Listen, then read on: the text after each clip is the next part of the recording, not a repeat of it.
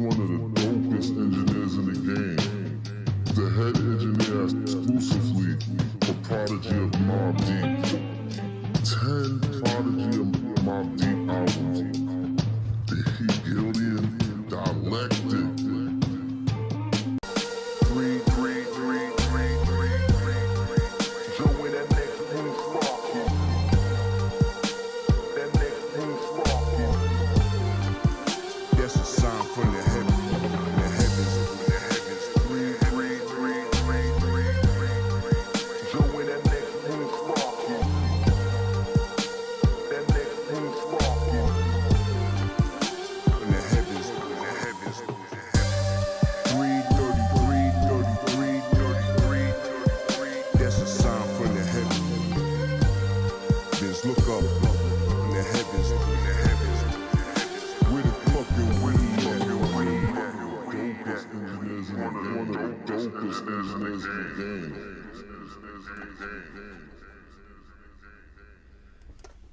Hey, what the fuck is up, man?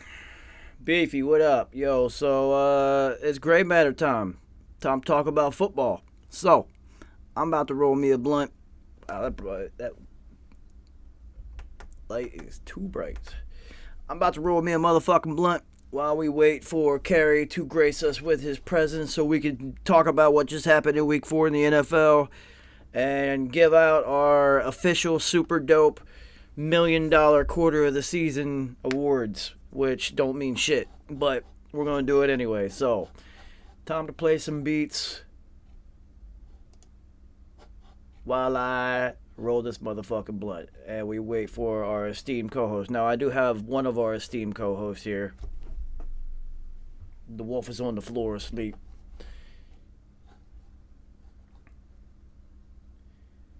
Yeah, man. Well, we'll talk about it when Kerry gets here. No need to get ahead of ourselves, but Hurricane, whatever that hurricane's name was, really took a toll on the quality of football played this week. That is for sure.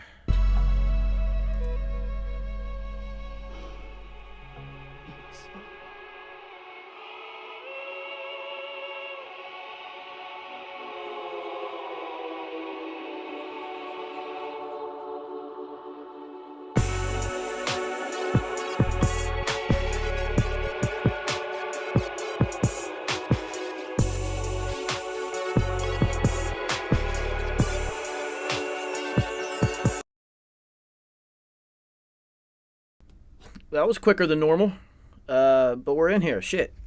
Yeah, the internet's acting a little bit slow, Kerry, so give it a second to catch up. For some reason, we are running at a snail's pace today.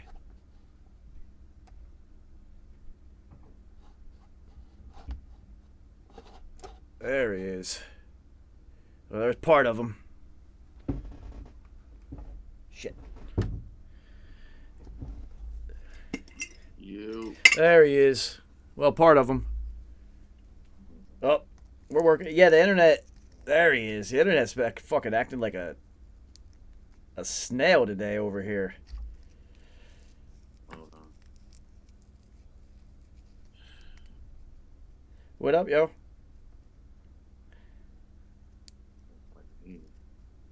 See, we're having issues. Trying to get in the game.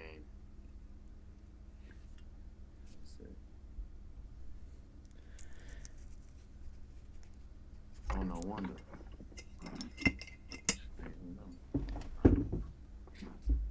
Wow.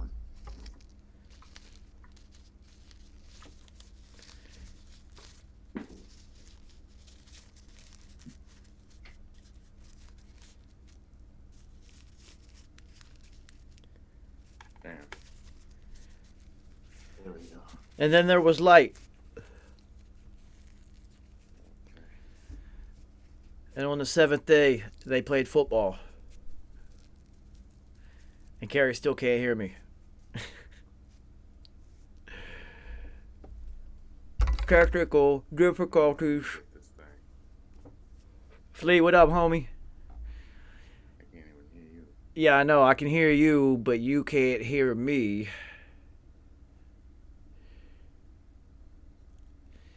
Man, I hear you now. there he is. Now turn your camera back on. There it is. Hey, we're in here. You're early. Yeah. I know. You're I was able early. to get a lot of shit done yesterday. Well, it's also been raining for fucking a week. And I was up until 7 in the morning. From 6 in the morning till 7 the next morning. Going in. yeah, I've been part of some of those. I am not jealous.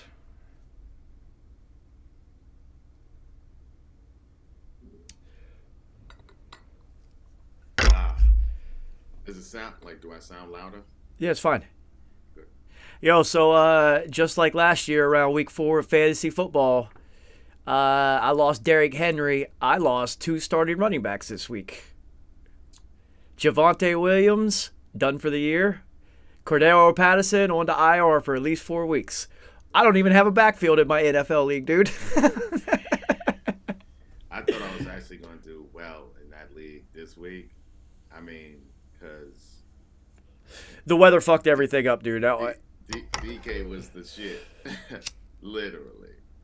DK Metcalf, that guy. Gotta love him. Listen, get in the cart to go to the bathroom because you gotta take a shit. Paul Pierce. Paul Pierce got the... Sure- He did sure that. did. Yeah, but he did it in a wheelchair. He did it the whack way, faking injury. Like, you didn't even know. Like, DK didn't even move. He had to focus so hard. He was just like, just don't hit no bumps. Don't hit no bumps. Oh, shit. Literally. Yeah, TJ Hawkinson finally showed up this week, and I knew he would, given that DeAndre Swift and St. Brown were both out. 40 points. Woo. You won me. You won me my league. Dude, he won me my NFL one Straight up. because I only put up like 91 points or something, dude. It was rough. Yeah. But Oh, the guy I played only put up like 90, so I'll take the W. and shout out to Jared Goff, who won it for me in another league where I don't even know how they score in this league. He just gave me 88 points, and he was only supposed to give me like 30. So it's safe to say he balled out. I mean, I know our league's a little bit different because it's a big play league, so you get I extra think points. That's what it is too. I think that Extra is what points it for is. big plays, but yeah, I took a fantasy football hit in the NFL league, but I am 3-1 and in second place now on a 3-game winning streak. And everybody who was undefeated all lost this week because of the weather. Dude, people put up I had played people who had position players who played and put up 0 points. Yep. I was just like, did. Jesus, this is a bad week. But it was literally, it's been raining. You're in New York. It's been raining for fucking 4 days. It won't stop. So, No Pitts. Oh, yeah, would he play? Can he do anything? See, it's weird. see, like he's really gonna be QB dependent because there's certain QBs that are just gonna throw to a guy no matter what. Gino comes in, he knows I throw to DK no matter what. Well, just like Russ used to throw to Tyler. Right. Tyler Lockett is getting the ball. So Pitts does seem to be the quarterback has to feed him, but also Mariota moves a lot. And I don't think Pitts necessarily has the break off what I'm doing and go get to an open spot IQ yet because he's just doing what he's supposed to. Super explosive and athletic, but Mariota is constantly on the move, and he's not on the move with him. You know what? Drake London is. He's gonna have to start looking at tapes of Algie Crumpler. Now, Algie Crumpler was not as fast and athletic, but he moved with Mike Vick, and that's why he got so many balls. Yeah, you have to. You absolutely have to. Like when you play with Russ, you got to be on the move. He's going to break the pocket, but he's going to throw it, even though he sucks this year. So we are at the quarter mark of the season. So I think the biggest fantasy pickup in both leagues, I did it in both of them, is I picked up the Eagles defense in both of them immediately after week 2 of seeing. All right, this is who they are. They're going to sack a lot, and they got 2 really good corners. I'm taking them. I was able to get them in a couple other leagues. I grabbed them instantly. Dude, they're the 39th highest fantasy point scorer in the NFL, and it's a defense. Them and Jacksonville. That is nuts. Yeah. Absolutely nuts. It seems like as far as NFL teams, the defenses, you figure out who's for real early. Like the offenses, some of them, Tom Brady's offenses always start slow. They'll round into form. You get people like Arizona's offense will round into form whenever Nuke gets back, right? Yeah. So, with the defenses, though, we kind of know who they are. Like the Eagles' defense is legit. Jacksonville's defense is for real. San Francisco's defense is for real. Denver, Patrick Surtain is fucking incredible. He has locked down everybody he's played. Yep. Like, so we know who the defenses are. The offenses, we know some of them. The Bills, they're going to put up points. Jacksonville's going to put up points, but their defense is, Baltimore's going to put up points, but their defense is the second worst in the NFL. Yeah. Only behind the Lions, who are giving up like an astounding 38 points a game right now. If the Lions' defense was just bad, they would win games. They're historically terrible. It's incredible, dude. They're the leading offense and the worst defense. Gee, come on, man. Like, Goff is like, yo, what I gotta do, I'm man? putting up 5 touchdowns a game. Yeah, he's killing the league right now, but he's on the Lions. Yeah, that defense is giving up 6 touchdowns a game. They're terrible. Yeah, They're historically bad. The Ravens' secondary is abysmal. Dude, it's like it's whoever the Ravens second. Crazy, Yeah, I know. because they got all pros. Whoever their secondary is played, I'm just picking those wide receivers because they just eat. That's it. All of them eat. It's incredible. Some weird offensive trends. The Raiders. I told you, there's no way they're losing. It's impossible to lose 4 in a row. It was impossible. Yeah, I mean, they almost made it happen. I know, but it was impossible for them to do that. Yeah. And they got the Hollis kid now. Yeah. And then Devontae, Hollins, you don't throw it to Devontae 24 times in a game, and then start using Josh Jacobs, who had a monster game. Right. So, and he's not He even. had a monster game. Yeah, 147 and a couple touchdowns. Austin Eckler finally showed up, 3 touchdowns. Yes. Derrick Henry's finally getting into the mix. Yeah. The only player who's not getting into the mix, and this is why I didn't want to be the number 1 pick overall. Fantasy bust of the century. Jonathan Taylor's giving you about 3 points a game right now. Yeah, it's not looking too good for him right now. I got him in one league, and I really wish I just got Chubb Rock. But you know what, Kerry, though? On the flip side of that, it's not like outside of Cooper Kupp, who got 17 targets in this last game. That's absolutely stupid. They're going to kill that kid. They're going to wear him down. He's going to get hurt. So, outside of Cooper Kupp, the top fantasy picks in every league are not performing. Chase isn't giving you 2 touchdowns a game right now. Devontae's not dominating. He's got 3 touchdowns, but he's not dominating. Diggs is getting busy. Jefferson's not really week to week dominating. So if you had those first 4 picks, you're kind of a little bit assed out right now. They're not really performing as intended, but some of them are. We knew Pierce was going to get busy, and once they started working him into the system, and now he's getting busy. So, shout out to me holding on to him on my bench. Yeah, I wasn't getting rid of that kid if I had him. Nah, I did pick up Pickens. I did get Pickens. Thank you very much. Because I just knew.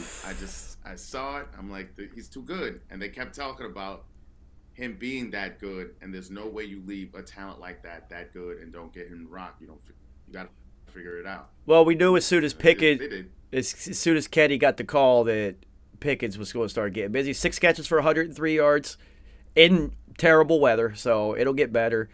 The Bengals have started to look like the Bengals, and they're looking better and whatnot. Yeah. So, I mean, obviously, the biggest stories in the NFL this week is injuries.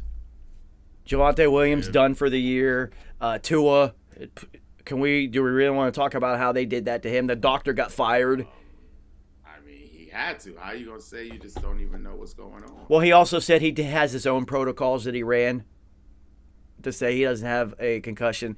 As somebody who's had 17 concussions, that guy had a concussion. I mean, easily.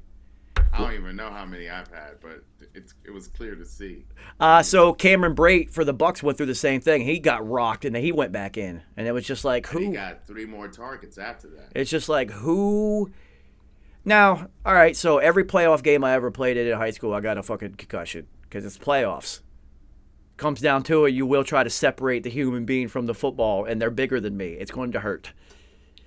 And, you know, later on in your career, you play in more playoff games because you're a better team. So there's concussion. Next week, there's another one, which was much easier to get than the first one. But it's just like, oh, season's almost over. You got all basketball season to recover. Like you're not going to catch an elbow in the head in basketball or something, you know? Straight up. You know, so the concussion issue more physically and game style matches what Tyler Lockett did. And that's Russ is always like Tyler Lockett, but he actually Cortland Sutton's been getting busy. And so you know what this reminds me of? It reminds me of his relationship that he had with Al Toon in college at Wisconsin. Yeah, Russ gets his guy. That's his guy. Yeah. Broncos signed Latavius Murray to replace Williams. Really? Yeah, because Melvin Gordon's got 4 fumbles already. Fumbalaya City. So, yeah. So they were able to scoop him out of. He was on their practice New squad. Orleans. He was on the New Orleans practice squad. Wow. Yeah, even with Kamara in and out right now. I mean, I'll be honest with you. Latavius Murray at this point is a better running back than Collins. So that's weird to me. And even Ingram? Ingram's still getting. I mean Ingram. Yeah, so I was wondering. I was just like, well, there's Ingram too, but yeah, no, he is, and he actually had a pretty solid year last year when Kamara was out. Yeah. So he was tucked on their practice squad, but the Broncos were able to snatch him. Good for them because that'll be a stop back. That's good. Yeah. I was able to. I don't know if the waiver wire it should. I don't know if anyone else is going to claim him, but with Williams out and now Patterson on the IR for 4 weeks, the only one I was able to get was J.K. Dobbins because he was around. Because this was only his second game of the season because he's coming off of an injury, so no one drafted him. And I was just like, all right, that's at least a starting level caliber running back that I can plug in. So and they're going to be looking to get him to rock. Well, he already did. He had like 28 points this week. Oh, see that there? Yeah, I was just like, that's what I'm saying. We forgot all about J.K. I didn't. I went on the waiver wire as soon as I saw Williams go down. Motherfucker, not again. Yeah. And then Patterson was questionable going into the game anyway, so he probably shouldn't even have played. He did have one that like 32-yard touchdown or 22-yard touchdown, but that was it. He was done after that. And just as I was starting to really like think about him, like, yo, Scott is about to have an amazing season at running back. And then their backup, Algier or whatever his name is, he's pretty solid. He's young, so but literally Dobbins was the only one left, dude. It was just like Dobbins and third string running backs galore. Also, if I'm a team that needs a running back, like I'm looking at Miami, I'm gonna try to get Myles Gaskins. Or they got Savion Ahmed. They got backs on that team. I'm trying to get, but I always like Myles Gaskins. Well, they have Gaskins, and they brought in Mostert because they want it to be a track team. So he's getting their third down reps and whatnot because they're hoping he just breaks one. Yeah, so and they keep going to their starter. Yep, and now Teddy Two Gloves is going to get some run down there. We don't know how long, but it's going to be a couple. It's going to be a couple weeks because that Tua injury was for his. He got alligator arms and his fingers started throwing up gang signs. I know. Like, that is knocked out. That's what I'm saying. I texted you and I was like, man, yo, That's not even a good look. You remember when Manny Pacquiao got knocked out that one time when he leaned into it and we thought he died? You mean when he was dead? Yeah, that's it. That was one step away from what happened to Tua. Yeah. Manny Pacquiao coded that night. He just came back to us. I mean, for Christ's sakes, Tua literally was throwing up gang signs. He was. I was like, oh, and he was down for 12 minutes. He was on the ground before they got him out. That's a long time. And you really don't appreciate how violent it was because they kept showing it in slow motion. And when they did it in slow motion, it didn't really look that bad. But then they showed it in real time. Oh my goodness. That dude, first of all, is a monster. 350-something plus pounds. And he slammed the shit out of Tua down to the ground. And if you watched it, he actually, as he's getting close, he kind of like started to like grab him like, I'm about to kill this guy. Yeah. So right at the end, he kind of like stopped, but it was already too late. It had already started. Yeah. And, you know, had he not had the injury the week before, he's still catching one in that hit. Yeah, right. Like he just may get up. And if he gets up, he's going to get up like he got up the other week. So they're going to have to change the way that the back of the quarter for quarterbacks because they're the only ones who hit backwards. Yeah. They're gonna have you saw Kittle's. I was thinking about that. You saw Kittle's helmet that's got that like that extra shit there. It's like they're going to have to put it back there. Yeah, they're going to have to. So I told you last week that's the hardest and most severe instant concussion was the one where I went to go tip a pass and I missed. Oh, then and I caught and then I hit the infield of the baseball diamond because it was a split field and whack. And it was that school was so poor and so cheap. It was not. It was concrete. Concrete. Yeah. Instant concussion. I knew it immediately, like instantly. So that second one, though, you're right. He just. Yeah. That was a UFC tackle, like slam, and Tua should not be playing for a while. He should not. He possibly might miss the rest of this season. To be honest with you, he was trying to ring the bell. You know what I'm saying? He used Tua as a sledgehammer. He was trying to ring the bell. So, Kerry, you have to look at it. If you're, I mean, he's a football player, and the Dolphins are good, so he's going to want to get back in there. But realistically, for his career's sake, he might want to sit out the rest of the year because if he catches another one, like next year when he catches one, he'll be out for the year. Yeah. And then the next one after that, he'll be done. So he should talk to Troy Aikman about this. Yeah, there's been multiple quarterbacks who Joe Montana had to end his career off concussions. It was the Giants, so that one dude almost killed him. I know. Oh, yeah. That was Leonard Marshall. Yeah, he almost killed him. Joe Montana stopped, and he hit him right in the back of the head with the top of his helmet, and it was... So they're going to have to change the helmets. His concussions... The NFL has done a extensive job of trying to, like, hide it and sweep it under the rug, but the world saw Tua throwing up gang signs. Can't hide it. And then right off the heels of that, you have the Brate situation. So if you just want to put it on Miami as the organization and be like, well, see, look at what Miami did.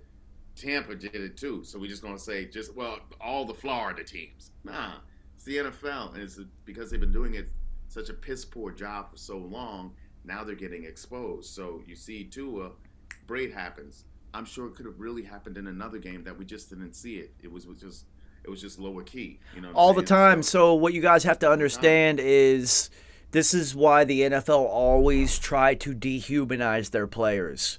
They got rid of celebrations. You all had to wear the same socks, the same colored shoes, the same colored gloves. The uniforms all looked exactly the same because it was just a football player. It wasn't a person. So when that guy got hurt or his career ended, you just insert the next football player and the product keeps going. They did not want you to be invested into the human. Well, the internet and social media has allowed us to invest in the human beings now. And when you see shit like that, it's just like, not only was that really bad for current NFL, that was really bad for youth football. Oh, yeah. Because the NFL is so big right now that each game is getting 10, 20, 30 million live viewers. Everyone saw it. Well, think about it. Just think about one of the most popular questions around the game right now. Would you allow your son or daughter to play this game? And outside of two-hand touch or flag, the answer, it's a difficult one for a lot of former players. But for those who never done it, a lot of it's a quick no. Like, no, why would I? But if you've gleaned something, if you've gotten something out of this game, it's not as quick of a no as it is for a lot of I people. would never say no. My twin sister asked me, all the kids and all the coaches are keep pressuring her to put her oldest son into youth football because he's really fast. And they're just like we need him to play football. And she called me. She's like, should I let him? I'm like, no. What is the point of playing football at 10 years old? When He's 10. yeah, he's like 10, dude. So like, what's the fucking point of possibly catching? Because he's also exactly like I was. Absolutely 100 miles an hour at all times. He is going to use his head as a weapon. Like, so he has to allow his cranium to fully develop and learn how to do things, take impacts, hit people and whatnot before you just throw him in there and he starts catching concussions. Change speeds up. Yeah. So it's just there's no point. I didn't play youth football. There was no. Me neither. My parents wouldn't let me. I was too small. They're like, you're going to die. So, and I had to hustle my way into junior high football. I lied and signed up on my own. And then they're like, if you get hurt, it's on you. Yeah. So, but it's just like, I knew how not to use my head as a weapon. But still, I caught 17 of them. Yeah. You're going to catch them. Those knees to the heads from running backs in college, that's the only two I ever caught in college. And both was a knee coming up to the forehead. Yep. By My knees, baby. by giant gladiators who were like 220 something, and I would just flip backwards in the air like a video game. Yeah, man. So speaking of injuries, they're trying to force Dak back quickly. I don't think they should. Cooper Kupp is he's balling right now. He's undefeated as a starter, and he's actually playing really well. Yeah, Cooper Rush. Yeah, Cooper Rush, Cooper Cush. You know what I'm saying? But they're going to put Dak in there. He's a $100 million quarterback. I don't think they should.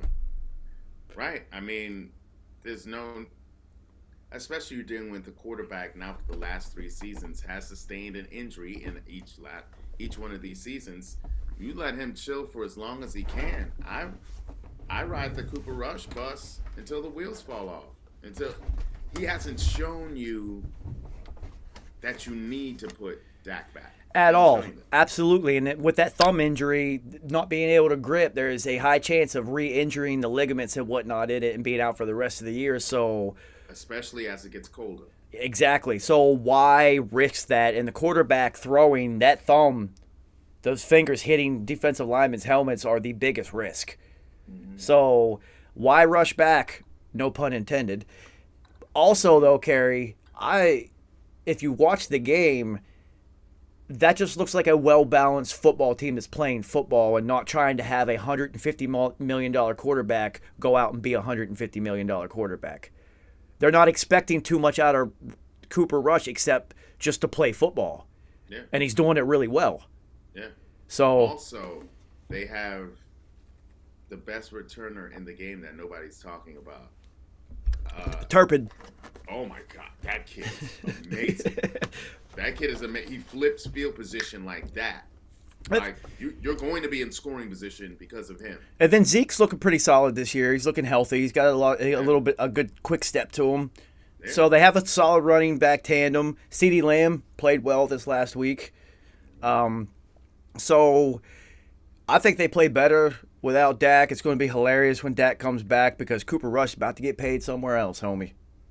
Well, yeah, I mean, because you also see what that offense is like when you're just not like, hey, Dak. That's what I'm saying. They constantly were like, Dak, this is why we paid you. This is what you wanted. It's just like, no, just let him be a quarterback. Don't. Yeah. He's not good enough for you to put it on his shoulders and be like, go win us a title. Right. Because no quarterback is that good. Right.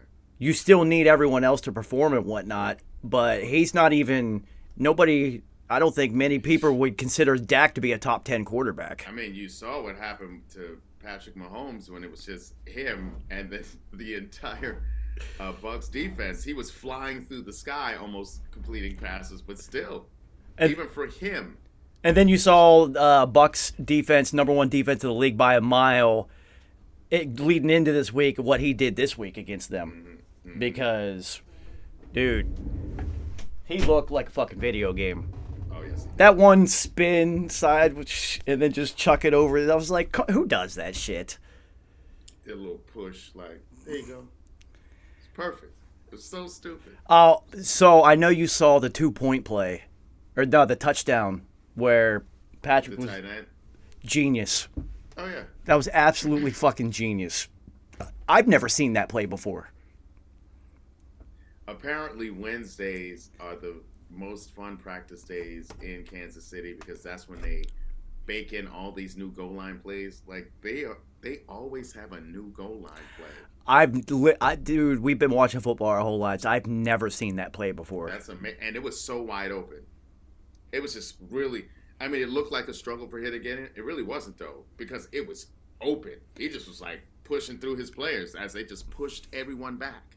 Yeah, nobody knew what to do. Amazing. Yeah, it was incredible. They shouldn't have wasted it in that moment. That was too good of a play to waste. It was so good. I know. Yeah.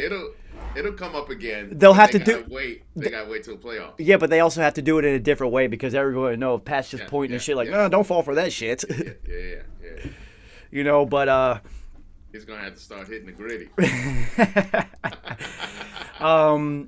Jonathan Taylor got hurt, even though he's giving you a whole 40 yards a game. Also, shout out to him. This was the first practice he's ever missed. That's Since high school. Wow, that's amazing. So let's see what else we got. The fan who ran onto the field during the Rams-Niners game got leveled by Bobby Wagner. They should show that on TV because it doesn't encourage people running onto the field. Should show it on TV. And it should. Don't hide that. And also, you should put a disclaimer on every ticket that if you enter the playing surface, you're liable for all of your own injuries. It's on you because Absolutely. you just jumped into the field of battle. Like, what are you doing? And you could have potentially, well, you got hit by that monster, but what if 99 came at you? Well, Kerry, you also have to look at it from a security standpoint. How does a guy get onto the field with a canister of fucking smoke and shit? What if he had something else? Like, Exactly. and My whole point. he ran right at the bench. That's insane. Yeah, you give him all that work. So you remember way back in the 80s, they used to destroy streakers. Oh, was that too? His name was white boy Curtis. I know what you're talking about. Number 32 played for the Baltimore Colts. Curly hair, linebacker. He might have killed that guy. Wrecked that dude. Yeah. He might have Straight killed. up. Yeah, he might have Yeah. killed him. They should That's show it. That way They you should know show it. there's consequences for your actions, you idiot. Yes. And that everyone was talking about, that guy can sue now. No, you can't. You ran on to the field. These guys are literally in a weapon, and you have nothing. And you can see the guy physically clearly does not work out and never played football. You might catch a helmet to the face, homie. And you deserve that. Yeah. Yeah, but At the very least. I mean, you gotta give Bobby Wagner credit because I'm looking at the picture right now. Form hit, dude. The head was to the side. He used his shoulder. Boom, just caught him. And then he didn't even look at him. He just kept it moving. Because he could have put his helmet straight through his face. Yeah. That's what you guys need to understand. That guy was unarmed. He literally could have just... He could have put his helmet straight through his face, so Bobby Wagner did him a favor. Yes, he did. Debo getting busy now. Well, like I said, Jimmy G's the quarterback. Debo's going to get busy. That's just the way it Let me tell you is. something. I was up against this team. Yeah, They had two players. I was watching. Debo and Cup. Yeah, I was And watching I knew. because my game was an absolute blowout. I was up by like 50 something, so I was actually watching your live score. And I'm watching. I'm just like, man, they gotta. Some wild shit's got to happen for Kerry to keep hold of this one. And then Debo just started getting busy. I was just like, oh, there it goes. I was like, it's over. I was like, it's a waste of time for me, but I already knew it was over. Yeah, so let's see. Let's check NFL.com and see about their headlines. Andy Isabella just got waived by the Cardinals, so he is available. You could see him possibly. Colts. Colts need anyone. Anyone. The Packers got Dobbs is getting busy. Dobbs is getting busy. I scooped him wherever I could. He's getting busy, but they could always use some help. Carolina needs some help, even though it's kind of on Baker's. I don't even think it's really Baker. I think Matt Rule is just a terrible football coach. He's like 1-26 when trailing by 14 points or something like that. It's just like you can never come back in a game. That's terrible. Shit, Andy Isabella can come to the G's. We need receiver. Yeah, Sterling Shepard's gone for the year, right? Yeah. And I mean, Wandale Robinson is still out. Tony's still out. Your boy Becky with the good hair was visiting the Giants this week. Listen. Come on back home, baby. Somebody did tweet to him because he tweeted about Aaron Rodgers, talking about how this guy is on a different level, and somebody hit it with responding like, what would it be like playing with him? And he was like, that's a really good idea. So like, but Odell's not going to be ready till the end of November, so he can wait and see. Just field offers and see what things look like. And watching some of these offenses run right now, he's going to be in pretty high demand coming off of that injury. The other headline that we will cover over the 6 minutes before we have to re-up for part 2.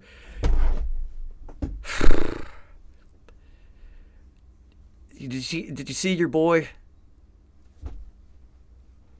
in Dubai? No.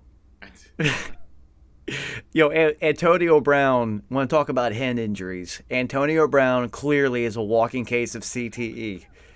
He is out of control. You didn't see it? No. Oh my God, so he's in a pool with this white chick. Somehow he's butt naked, she's not. He takes his ass out the water and puts it in her face. No. Takes her scarf off her head, puts it around her face, dunks her under the water. Slams her into the water, she finally breaks free of this naked psycho's grasp. And it's in the middle of the day, Kerry. There's a lot of people watching. There's people filming this shit. All right, it gets better. CTE on the brain. So she swims away. What does Antonio Brown do? What, Aquaman after her? No. Gets up to the top of the water and takes his meat out of the water in front of everybody and tells her, you want it. Oh, Antonio.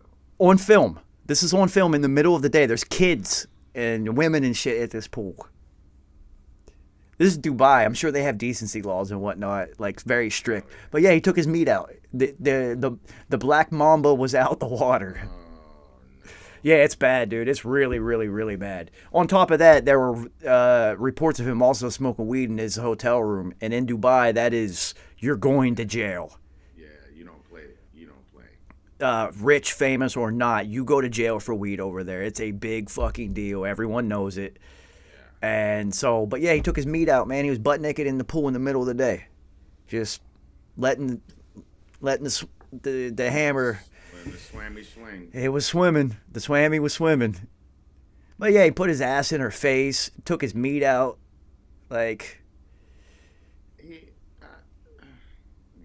He's, yeah. That's it. I have no. So then, he posted. Words for that one. Yeah, he posted a picture of him and Giselle. Because Giselle and Tom have hired divorce lawyers. Looks like it's a wrap. Oh, yeah. They've been having issues for the last couple of years about him not retired, and then he did retire and came back, and I know, because that's rough, yo. Yo, so here's my prediction, since I am a Tom Brady authority. If Tom Brady is single, he's going to play till he's 50. He has nothing stopping him now. I mean, seriously, at this point. He'll just keep playing. This won't be his last year. Because, Kerry, they're going to make the playoffs, and they're going to be in contention for the NFC Championship. It's just how healthy will the offense be going into that. So this is Super Bowl contention because the NFC is very weak. So if he has another solid season towards the end of the year, because, he always starts slow. Statistically, he's not doing very well right now, but they are, competing, and they will be competing. So he won't stop. He'll keep playing. All right, I'm trying to work this out because George Blanda played until he was about 48 times, like 47. Yeah, but like the last 7 years was like just kicking field goals. He was just kicking field goals, right? So,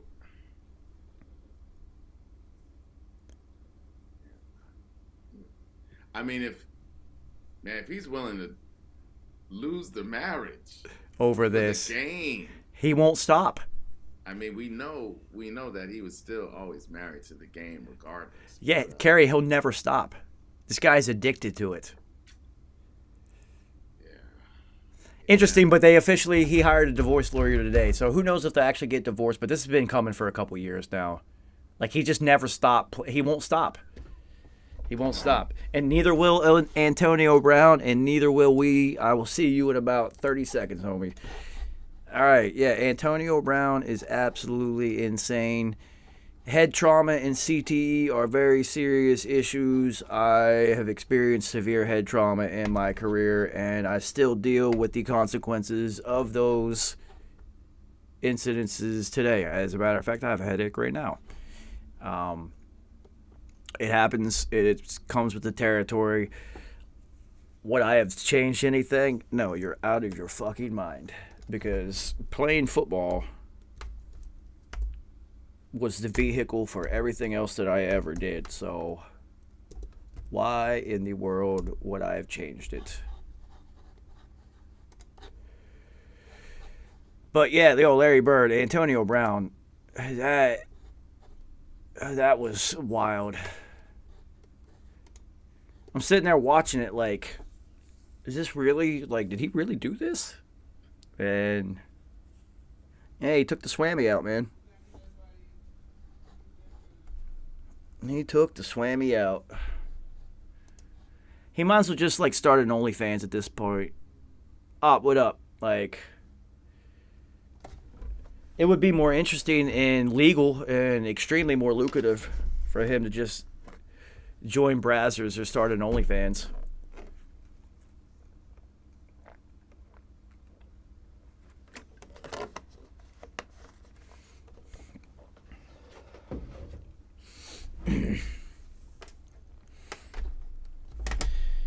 Yes, y'all, I will return to the Matrix very soon. I just have to regroup and reformulate. I gotta figure some things out. Yeah.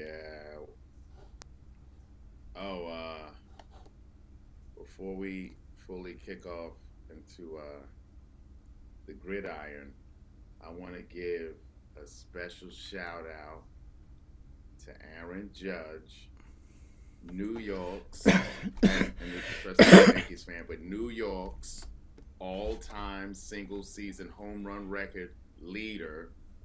There is no Bonds, there is no Sosa, there is no McGuire.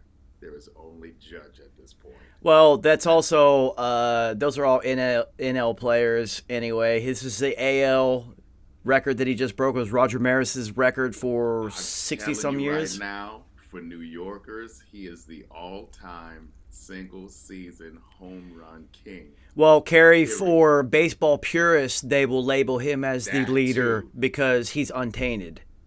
That too. Yup. So, good for him because I know coming through those last, those are the hardest ones. The amount of pressure to get those last two.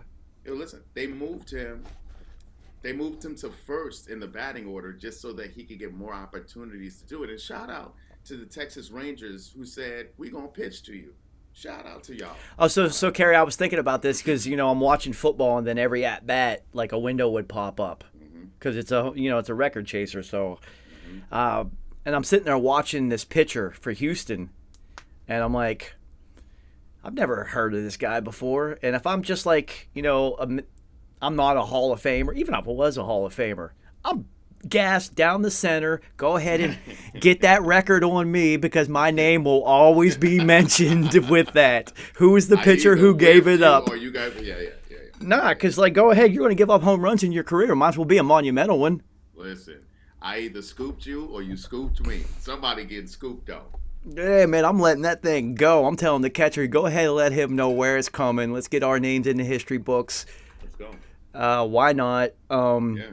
Yeah, good for him. Shout out to Albert Pujols, who cracked 700 home runs and has just continued to keep going. He's up to 703 now. He has had a run towards these last 6 weeks for the ages. Seriously. Like, Yeah, he's just been growing since the home run derby. dude, It's been incredible. he has just taken off, and the Cardinals are in the playoffs, so he's going to keep playing. But yeah, I don't even like baseball, but shit like that's cool. Yeah. Shit like that's That's what cool. I'm saying. Yeah. So let's get into some football that happened this week. Bengals over the Dolphins. This was an easy one because Tua was dealing with an injury, and the Bengals are ascending. So nothing big. T. Higgins is going to have a big year because so much focus is on Chase. I mean, And T. that's your guy, I T. mean, and even above Boyd, who, like, he's getting in there sometimes, but not really. The tight end, Hurst. Hurst is become a weapon. Hurst. Is because he's actually filled in what Boyd would have been doing as far as how the offense is moving. So, but Higgins has become the actual guy because everybody has to focus on Chase, because if you don't, he'll burn you for 300 in one game. Listen, he put arguably one of the best corners on the sidelines because all of a sudden he was reminded he had a groin injury. Yeah, no, Chase is still for real. You can't look at fantasy numbers and numbers sometimes because they might command two guys watching them at all times, which is just going to open it up for everybody else. And you just have to take that. Yep. You just have to eat it. I know it's frustrating because as a wide receiver, you are inherently a selfish diva and you want the fucking ball every time. But But you did see on a few receptions when he caught it, he was like, "Man, I can get open. I'm open all the time." You yeah, saw of it. course, he's just But those were easy pitch and catches, and it's like, okay, I'll take these. All right, just take those. yeah. The defense is like, yeah, go ahead, and he should take those. Take those. Yeah. Take them, build on it, and just do what Tyreek does whenever they won't refuse to allow him to get anywhere down the field. Catch a short pass and break it, because Chase can. Yes, he can. And That's what Jerry Rice did. And T is more of a traditional down the field receiver, but that's your guy. He's on my Listen, fantasy squad. Go ahead, T, get busy. I would talk to Odell too. Like that's what Odell did. Yeah. When they would double team with, okay, let me just hit this quick slant real quick. Yeah. You find scheme ways to get the ball into your best players' hands and allow them to do what they do. Bengals looking good. Defense has started to kick it up. Dolphins, the question will be, what can Teddy Two Gloves do with this offense? And will Tua even be the same when he comes back? My guess is no. No. That was too much.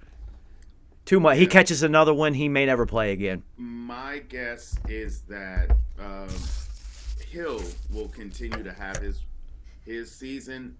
Waddle will fall way back. Yeah, I guess what. And then maybe Gesicki starts to rise and take those because Teddy ain't gonna push the ball down the field. Nah, it actually, when he was in and he was trying to push it down the field, he looked like he was in the long throw competition. Every time he was throwing a 50, he was throwing his whole body into it. I'm just like, damn, he just doesn't have it. He's not built like that. And Tua might not have the strongest arm, but he's always thrown a really good deep ball, so he overcompensated for that. Yeah, the Bengals, that 3-1 is going to change pretty fucking soon for them. Plus, it's about to get cold, and they're going to have to hit the road in cold weather. Mm-hmm. Patriots and the Packers. Bill Belichick is the greatest coach who's ever lived. Snappy almost pulled it through. By far, that game plan, they almost pulled that one off. Aaron Rodgers was 3 for 8 through almost the first half. We are going to run the ball, and you are not getting it. We're going to play defense. Yeah. They were winning, and hey, I'm a Pats fan, man. I saw it in the preseason. Zappy could play, dude. Yes, he can. I saw it in the. He was because they don't play the starters in the preseason anymore, and he's a rookie. So I was just like, who the fuck is this kid? And I'm like, they don't see. They're talking about rushing Mac back because they don't want Zappy to show them that he is actually nice. Yeah, he can play. Now you have controversy on your hands. So they want Mac to come back as quickly as possible. So we're not talking about Zappy right now. It was impressive though. I like it. He could play. He was very calm. He didn't like let the moment. Super calm. Yep. It wasn't too big for him. I was just like, and I kind of, the preseason that I watched, I was just like, all right. I know we got Brian Hoyer for the 11th time. This isn't it, though. This kid is going to do, and, we saw it in Pittsburgh. We knew Kenny Pickett was going to become the starter eventually. I said it was going to happen real soon. It's like, stop playing. I said, what, week 4, 5? Yeah, I said week 5. Week 4. Yeah. It happened in the middle of week 4. He'll be the full-time starter in 5. This was the time. And then and now you just let him play. I don't give a shit if he throws 100 picks. just throw it, for fuck's sake. Just throw it. I don't care if he throws 100 picks this year. Tomlin won't, he'll keep them competitive and whatnot. And Yep. Baker Mayfield is going to lose his starting job when Sam Darnold comes back. He's having a terrible year. The team's not rallying around him. That offense isn't built for what he does. It's built for a normal quarterback. He's small. He can't see over the fucking line. You have to cater to that. And also, I don't even get a sense like especially your main engine on there, McCaffrey. I don't even get the sense that he really likes him. Well, you know what I mean? With Cam and McCaffrey, you saw that relationship. Well, I don't think anybody does because I haven't heard. DJ Moore's non-existent this year. Robbie Anderson, we already know he doesn't like him. Terrence Marshall Jr. is not even existent. Like, the 2 tight ends, Tommy Tremble, and then the other guy, not really a thing. Chuba Hubbard. Your guy Chuba's not even seeing the field. It's just like, what the fuck is this team? Yeah. So Matt Rule's definitely got to go. Patriots, though, oh boy, they almost pulled that off. Let me tell you something. That kid, again, Aaron showed the supreme accuracy that he has been blessed with. That throw to Dobbs in the end zone was, you just got to hold on all the way through to the ground. Yeah, I mean, that was right there.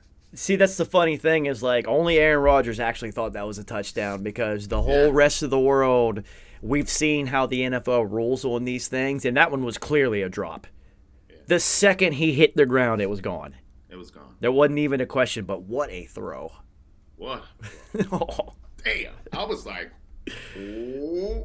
Just squeeze it because I needed that Dobbs touchdown too. I was like, just squeeze it. So he's a hands catcher.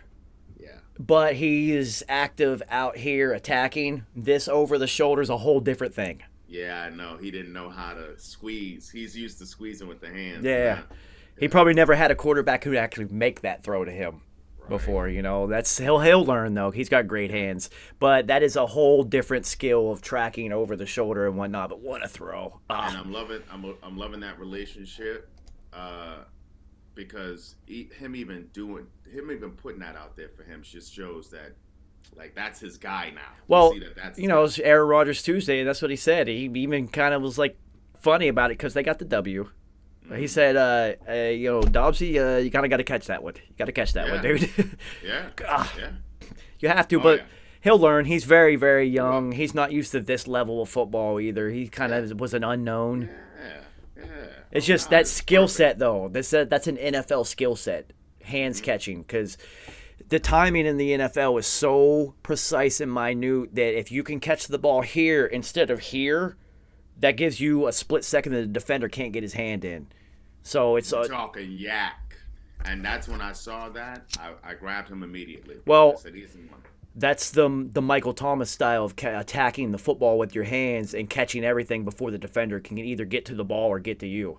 And then just having Webster Slaughter did it. Having strong enough hands to take it in because Michael Thomas's hands are fucking retarded. Speaking of Michael Thomas, he did not play and the Vikings got a victory. Famous Jameis gave way to the Red Rifle, who I thought would have a pretty good day. Chris Olave keeps getting busy. Kamara's just not on the field. No. But, this is the Vikings are 3-1. Whatever. This is what Captain Kirk does. They're about to lose a couple in a row. Jefferson was doing Jeffersonian things. Yeah, of course. He was abusing Lattimore. Abusing him. What's funny? I think Lattimore only plays Mike Evans well. I don't think he plays it. This is what I'm saying. I don't think he plays that well against anyone else. Yeah, I don't get it how he's so ill against Evans, but he was getting eaten. It's just Evans' style is different. He's big. He's not like explosive fast, but once he gets going, he's tall enough and lanky enough that he can get going. He's very physical. He will use his body to catch it, which is why I'm always just like every single catch he has, I feel like he's going to get hurt because of the way he catches things. It just the Lattimore styles to get his hands on you and to try to disrupt your routes and your timing, and Jefferson's too smooth. You're not going to get your hands on him. Mike Evans is going to run through you to get open. You know, Chris Godwin, same thing. He's going to literally push through you.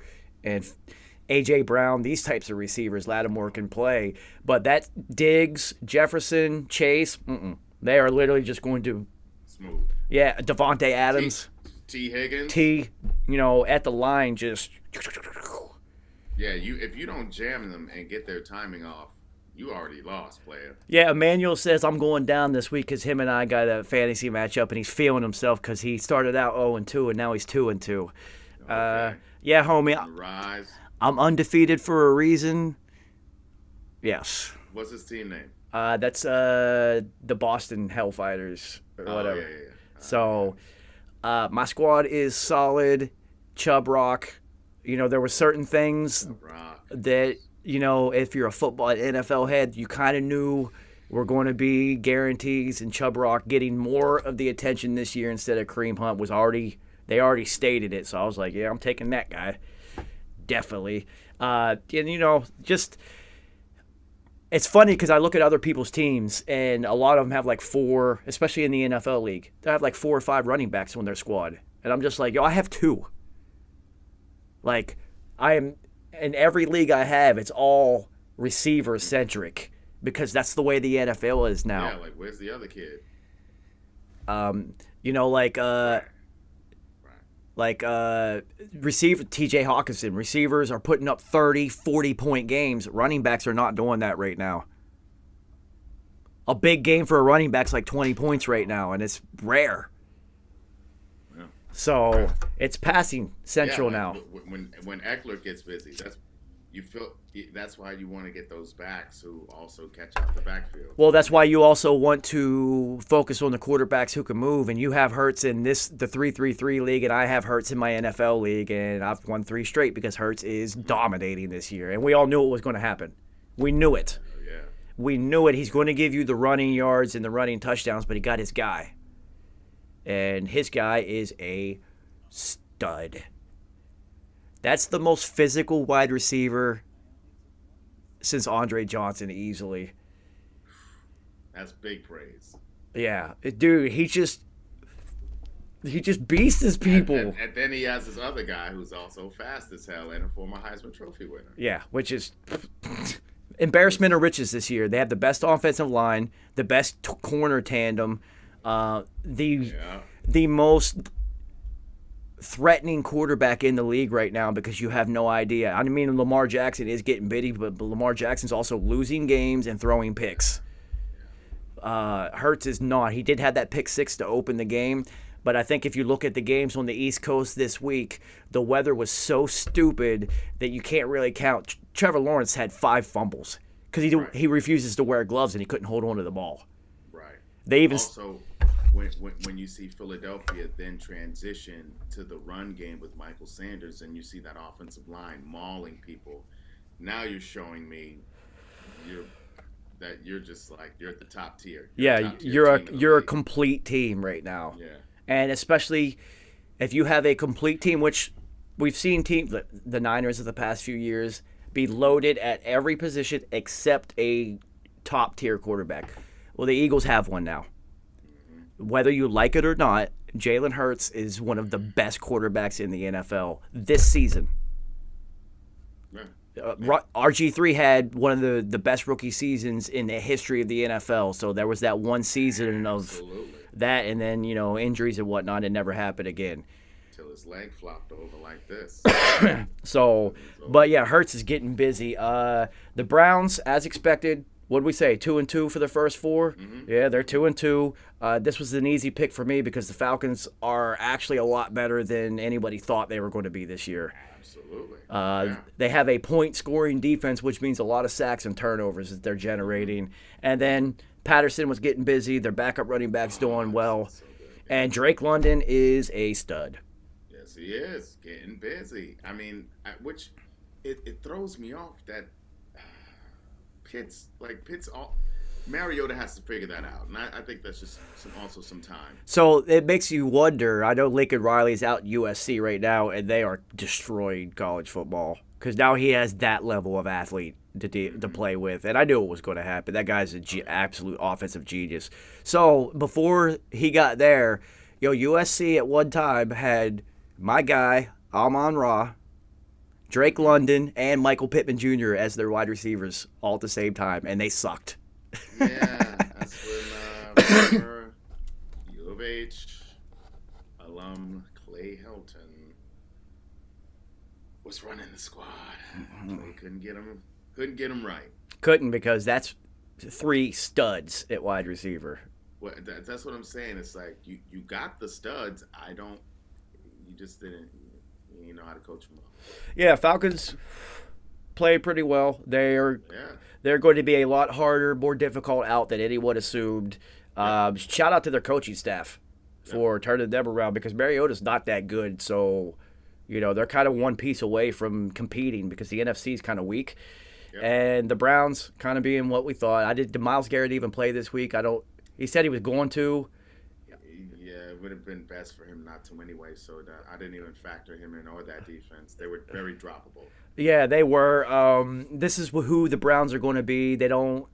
You have to think that they're just building for Deshaun. That's it.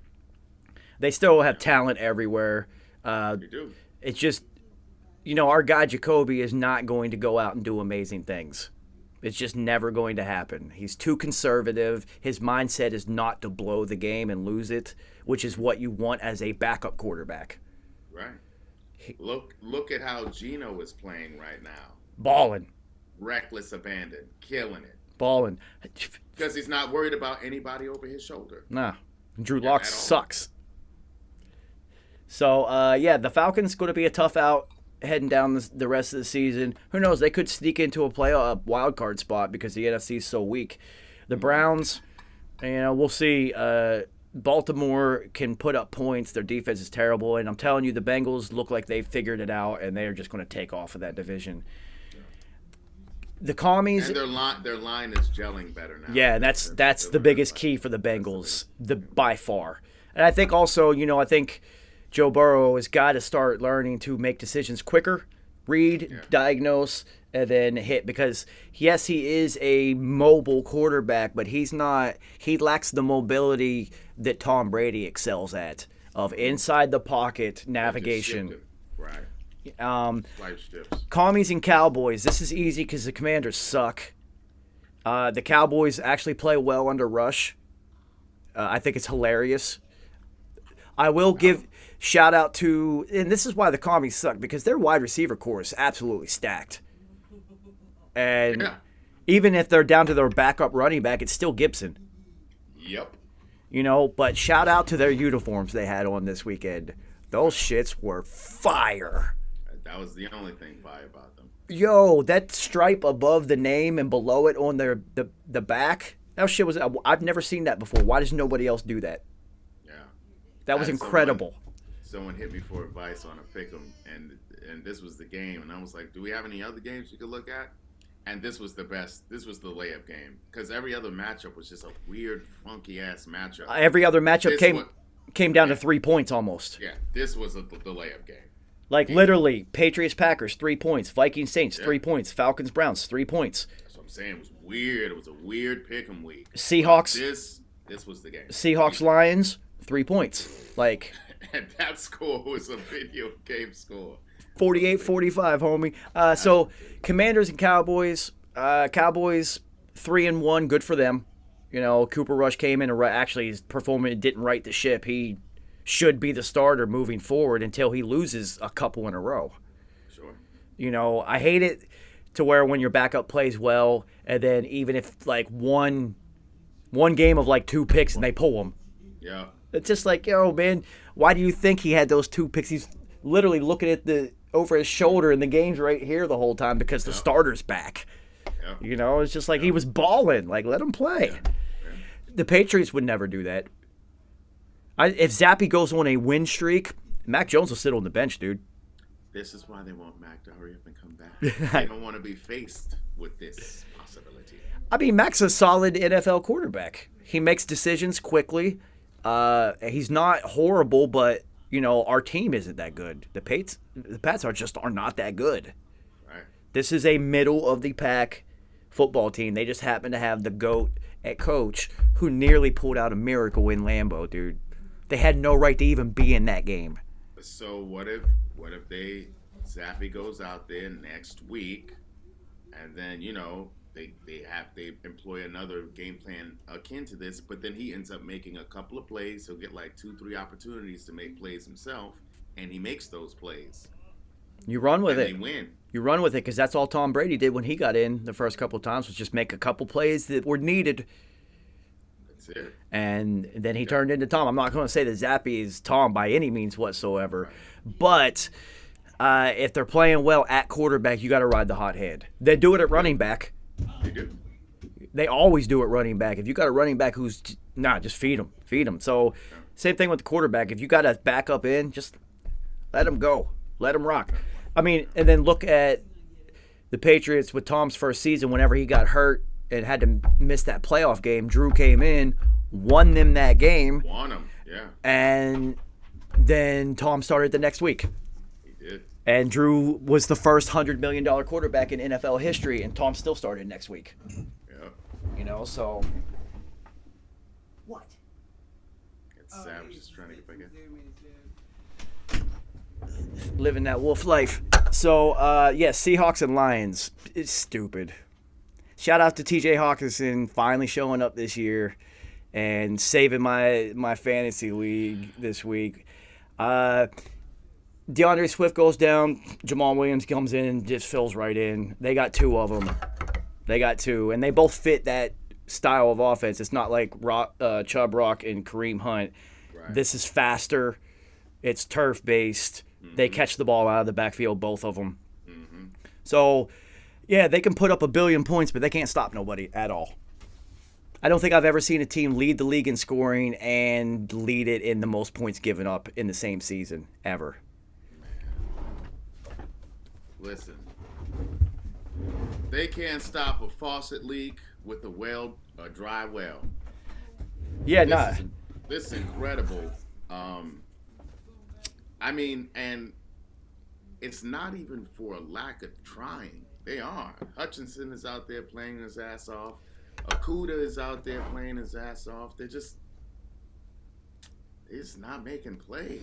So they always come back furiously and get themselves in the game with their offense, right? So if you look at the box score, it looks like the Seahawks scored every single time they touched the ball. 14 in the first, 10 in the second, 14 in the third, 10 in the fourth. That's 2 scoring drives per quarter. How many fucking times do you even get the ball in a game? Jeez, they scored every fucking time. I know. Rashard Penny was just running all over them. Finally got busy. They made Geno look like Michael Vick out there, like. And this is the thing, like, look at the names of the quarterbacks we are saying having also phenomenal years. Geno Smith, Goff, you know what I'm saying? Trevor Lawrence. We knew he would eventually start to have these games, but the ones who are struggling, Russell Wilson, Dak Prescott, he's hurt right now. Tom's putting up 200 yards a game right now. I'm struggling right now. Derek Carr, struggle bus. Tom did look a little bit different having Mike Evans back though. He did. Yes, he did. That dude, needed Mike back. That one into the corner of the end zone, that throw, and he hurt his throwing arm too on the series before. Like he got rocked. He didn't even see it coming. He even said you could see him on the sideline looking at the thing. He's like, I didn't even see it coming. It was a corner blitz, and that corner hid so well you couldn't even see him. And he caught Tom as he went like this and hit him right here, so his arm went up. Tom immediately got up and was holding his arm. I was just like, Oh, you thought it was a breeze situation? oh, I was like, oh, that might be because it went up. I was like, oh, but Tom's too pliable. He eats too much avocado ice cream. You can't. He's too pliable. I've been in the stretch rooms with him. Listen, this guy is Mr. Fantastic. Yeah, you're not. That's not gonna do it. Titans at Colts. I mean, I just thought the Colts might have figured something out, but I'm just wrong. They just suck, dude. They're all the things they're supposed to be good at. They're not. Their defense is not any good. Their offensive line's not playing well. Shaquille Leonard caught a concussion early and missed the rest. He just got back. Just got back. And the Titans didn't score in the second half. No. So it's just the Colts can't. For some reason, whoever's fucking calling that offense, dude. So they have Mo Alley Cox, 6'7", 230 or something, physical freak. They now have Jelani Woods, the rookie other tight end, 6'7", 237 something, absolute physical freak. Put them on the field at the same time. What are you guys doing? You don't have any wide receivers except Pittman. Put them on the field at the same time. Exactly. That will also help your running game, idiots. So this is a scenario of coaches trying to force a team to run their system instead of adjusting to what you have at your hands. Because if he's smart at all, he's going to look at the Pats whenever they had Hernandez and Gronk young and be like, I'll just do what they did. Mm-hmm. Because it would be unstoppable. How you can't match up against both of them. It's impossible. How are you not scoring touchdowns every single trip into the red zone? Doesn't make sense. They're both. And if we know anything about Matthew Ice Cream, he loves tight ends. Yeah. So what are you doing? You're forcing the ball to Ashton Doolin, who's my guy. That's my guy. But like, this is a backup slot receiver. Who will sneak in and get you a good punt return and then maybe catch a touchdown pass that nobody knew, like Jamal Agnew for this week. Right. Yeah. Caught two of them. Yeah. You know, like you can sneak out every once in a while and surprise teams because they did not even think about you.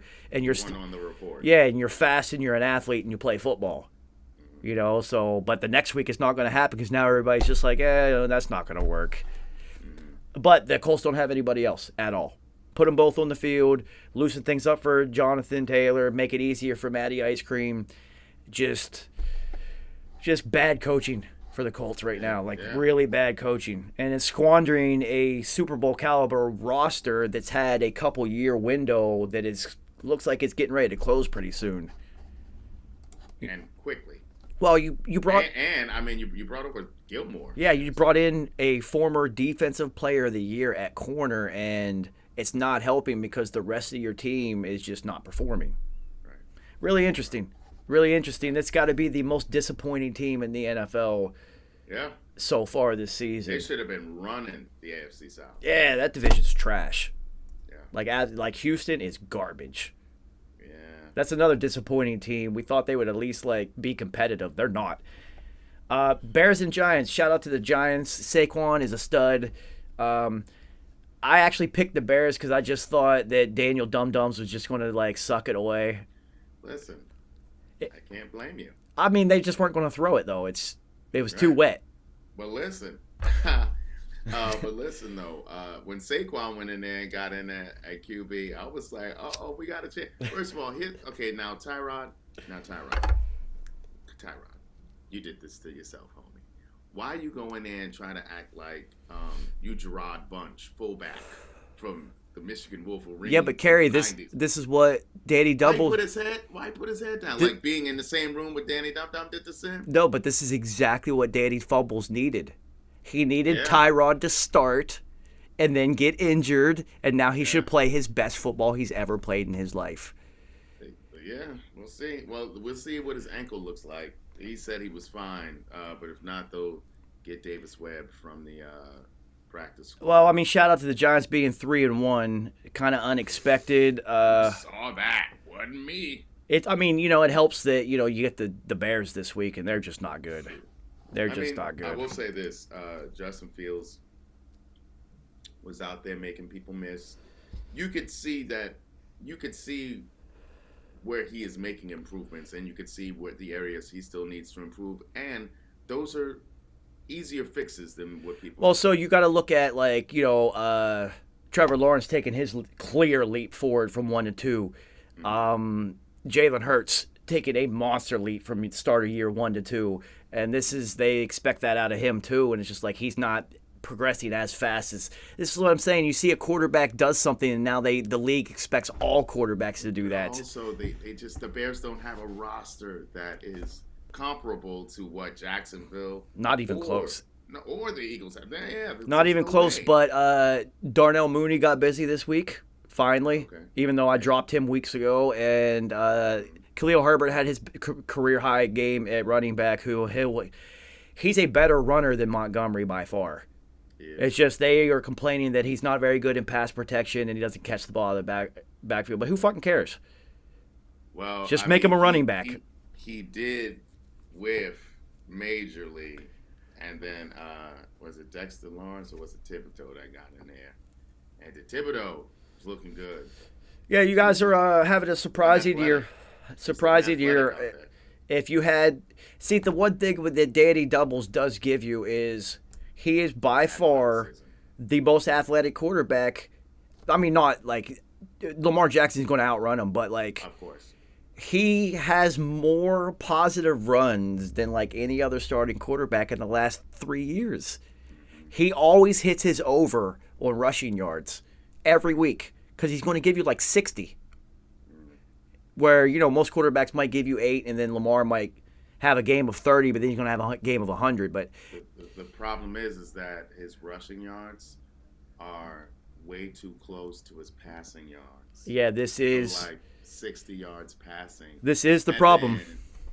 When you have more interceptions than you have third down conversions, this is a major issue as a starting. You know what it would have been good for Danny Doubles to do is to have gone to a big school instead of Duke and then been like 8th on the QB charts and then switch to wide receiver. Yeah. And he would have got busy. Yeah, he's fast. He's really athletic. Yeah. I remember that catch from last year with that one-handed joint, that one-handed That's what I'm saying. If he would have, Ryan Tannehill it and just been switched to wide receiver and just stayed there, he would actually had a better NFL career. But he goes to Duke where they don't have a real quarterback, and he's the best option, so he plays quarterback. It's just like you see the athleticism. You see it on the field. You do. It's like... I can't hate on it. I don't hate on it at all. I don't either, but I just hate on him playing quarterback because he's not a very good one. That part. And it's just like he's not... It's too late in the game for him to like switch to tight end. He's not big enough for a tight end. Yeah. And he's had to have learned how to run routes and, play wide receiver. He can't switch now. Right. So, but had he gone to like, LSU or something, Clemson. Yeah. And WVU, David Sills it. Yeah. Yeah, remember David Sills was given a full ride scholarship by Lane Kiffin when he was in 8th grade. Look at that.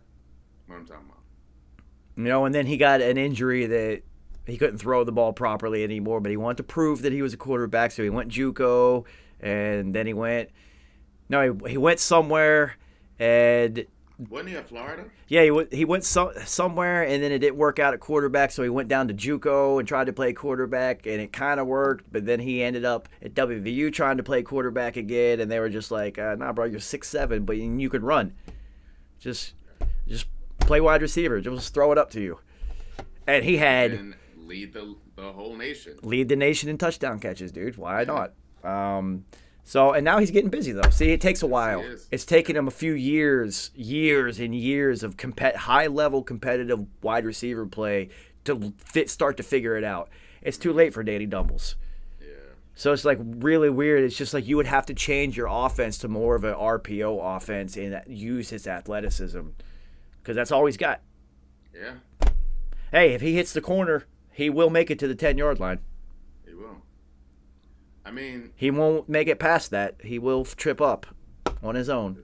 Yes, he will. And I mean, we don't even... If we're going to do all this running, I'll be honest, I don't even know who our tight ends are. I don't either. And I'm on the fantasy waiver wires, dude. I don't know who they are. Yeah, it's interesting. It's interesting. Dayball's a good coach, though. You could see it. Is. You could see. Is. Yeah. I didn't had not known his full history and didn't know that he was under Saban at Alabama. I didn't know that either. Yeah, he was offensive coordinator. Yeah. I was just like, and he wasn't there very long. National Right. title, and he was into the NFL. And then he hit Buffalo, and they hit it with Josh Allen. But he's proven this guy's a stud of a coach. Yeah. Absolute we got the stud. right one. Yeah. We got the right one. Yeah. And I believe in our front office. They've always been a good front office. It was just a matter of getting that coach because for a while there, you guys went through a We had run. to get Shane. We had to get Shane in there, GM, because we had to get Yeah, biscuits out of there. you had a terrible GM and you had a run of coaching hires that were so bad for a very long time. Oh, tell me about it. Like a real at that post Super Bowl Coughlin era until now was bad coaches. Terrible. That's a long run, dude. I know.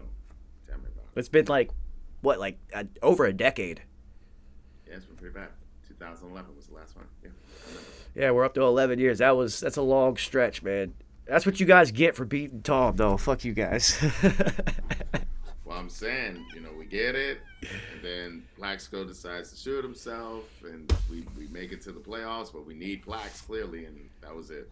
That was the last year. Yeah, that was it. Yeah, well, nothing lasts forever, homie, and neither does this section of Gray Matter. I will hit you and see you in 30 seconds.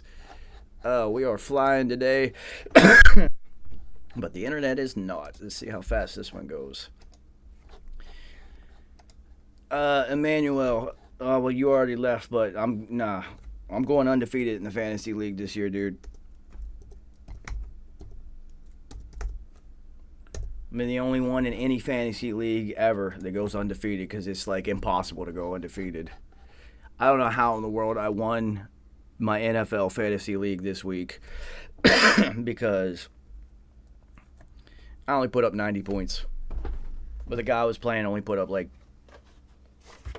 clearly less than me, but it was bad.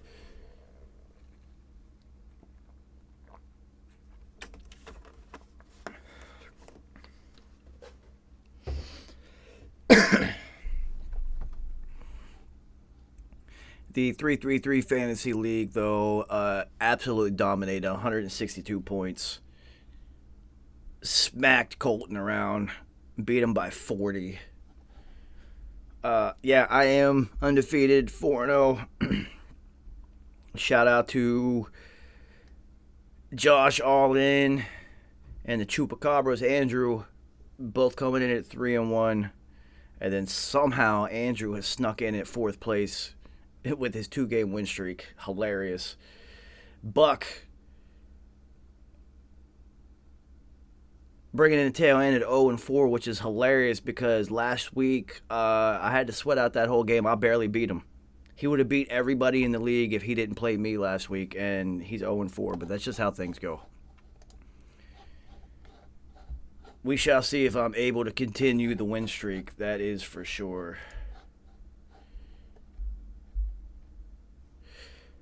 So game of the week for everybody, Eagles and Jags, if you were a high-level football fan, because those are two of the most complete teams in the league. The weather played a huge factor into it. Trevor Lawrence couldn't hold on to the ball. The Eagles are fucking dope, man. They're dope. I mean, they're good. Dude, they were down 14-0. Didn't even bat an eye. Bad weather. Went on a 20-point run like it was nothing. Like, just having those corners, Bradbury and Slay, just it changes your whole dynamic if you have two of them who can go one-on-one. So shout out to the Eagles GM for building this team. They did an excellent job. Is that Howie Roseman? Is he still there? Yeah. Good job, Howie. You have built a solid team. I thought we would see Nice this week. The Jets victory usually means a nice appearance. This is true. Shout out to Zach Wilson for getting in, and Listen, he came back looking sharp. I wasn't expecting that. I kind of was because you could see the offensive talent at the skill position. Two pretty solid explosive running backs. multiple wide receivers that can play at the NFL level and have all had touchdowns. And he likes Davis. Yeah, and had already had touchdowns with Joey Flacco. Yeah. And then Conklin is one of the highest scoring fantasy tight ends in football this year. So their offense is kind of not stacked, but it's very solid, right? It's just you had Flatfoot Flacco back there at 50 years old, and now you got the kid in there who can move and clearly has arm talent galore. Yes, he does. Yeah. So I'm not going to say they're going to go on a run or anything. They were playing Pittsburgh, and Pittsburgh had money-making Mitch as the quarterback for the first half. So you basically gave away a half of football. And then you saw immediately the offense looked alive. There was a spark instantly. He made throws that money-making Mitch wouldn't even attempt. Austin Mitch, yeah. Dude, that I don't know if you saw, but he had to throw to Pickens on the sideline where Pickens had a toe tag swag catch. Oh, yeah. There was only one place you could put that ball. Mm-hmm. And shout out to wearing 2 gloves because it was bad weather and that shit ain't affect him at all. He's used to this shit. There you go. This is what I'm saying. He just needs to get in there to get these snaps. He has to get these reps. Yeah, he threw 3 picks. Okay. One of the picks was in the end zone as he was trying to win the game. And the other 2 were tips. Yeah. It was bad weather. I'm not worried about those things. So the team immediately started picking up. Pro Football Focus rated him as one of the highest rated quarterbacks this week because those 3 picks weren't actually on him because they don't count the Hail Mary. That's like a sack fly. And then the 2 tipped by receivers because it's fucking pouring down rain. It's hard to catch a football when it's, especially the NFL footballs because they're all new. I think it's so slick. And Claypool had it like, you are 6'5", sir. Like, and you know how to use your body in those situations. You are a contested catcher. I mean, you got to come down with that. Yeah, and he's not a hands catcher anyway. He's more of a jump and. So that's what you do. Like that's the best thing you do, and you didn't do it. You didn't get it done. And then Deontay Johnson's a stud. Yeah, I mean, tight end's a beast. Freiermuth, he's a stud. So look for Pittsburgh to do what Tomlin always does. They're not going to finish below 500. They're only 1-3 the season. We're only at the quarter mark of the season. 1-3 is not the end of the world. 1 win and then you're 1 game below 500. Mm-hmm. Baltimore's not running away with the division. They're 2-2. Cincinnati's 2-2. Cleveland's 2-2. You're 1 game back.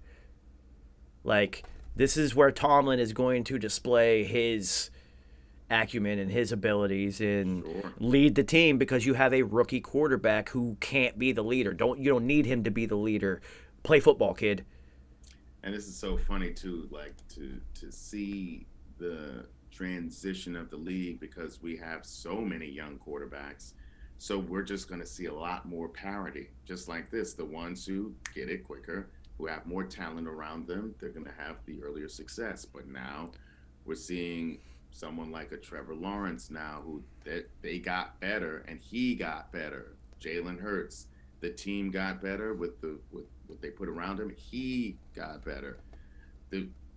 You also going to some journey's going to be longer. Journey's going to be a little longer. Well, I see in all of those situations where the quarterback is young and has excelled quickly, you have coaches who have adapted to this new style of the NFL where it is younger signal callers and receivers. So you have to cater to them. It's the older ones who are trying to force these young kids into what their system and what they do and what's been successful for them. It's not working. The Shanahan's record in San Francisco is terrible. So it even makes a lot of sense for Miami to have chosen Jalen Waddle. Made a lot of sense for Cincinnati to have chosen Chase because they're in these systems with these same quarterbacks and the connection is instant. Getting A.J. Brown to come into Philly, Sirianni gets it. He's a younger coach. McDaniels in Miami, he gets it.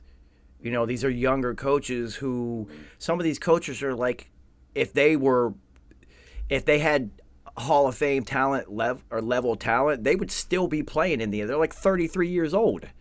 Sure. And they're head coaches, but the players are buying into it because the players are younger. Yeah, right. You know, and if you're winning, then like the veterans and whatnot, they don't need to buy into this new stuff. They're just going to go produce on the field and be leaders in the locker room and shit like that. But the younger players, yeah, the younger players are all about this shit. Sure. You know, so it's interesting. It's interesting.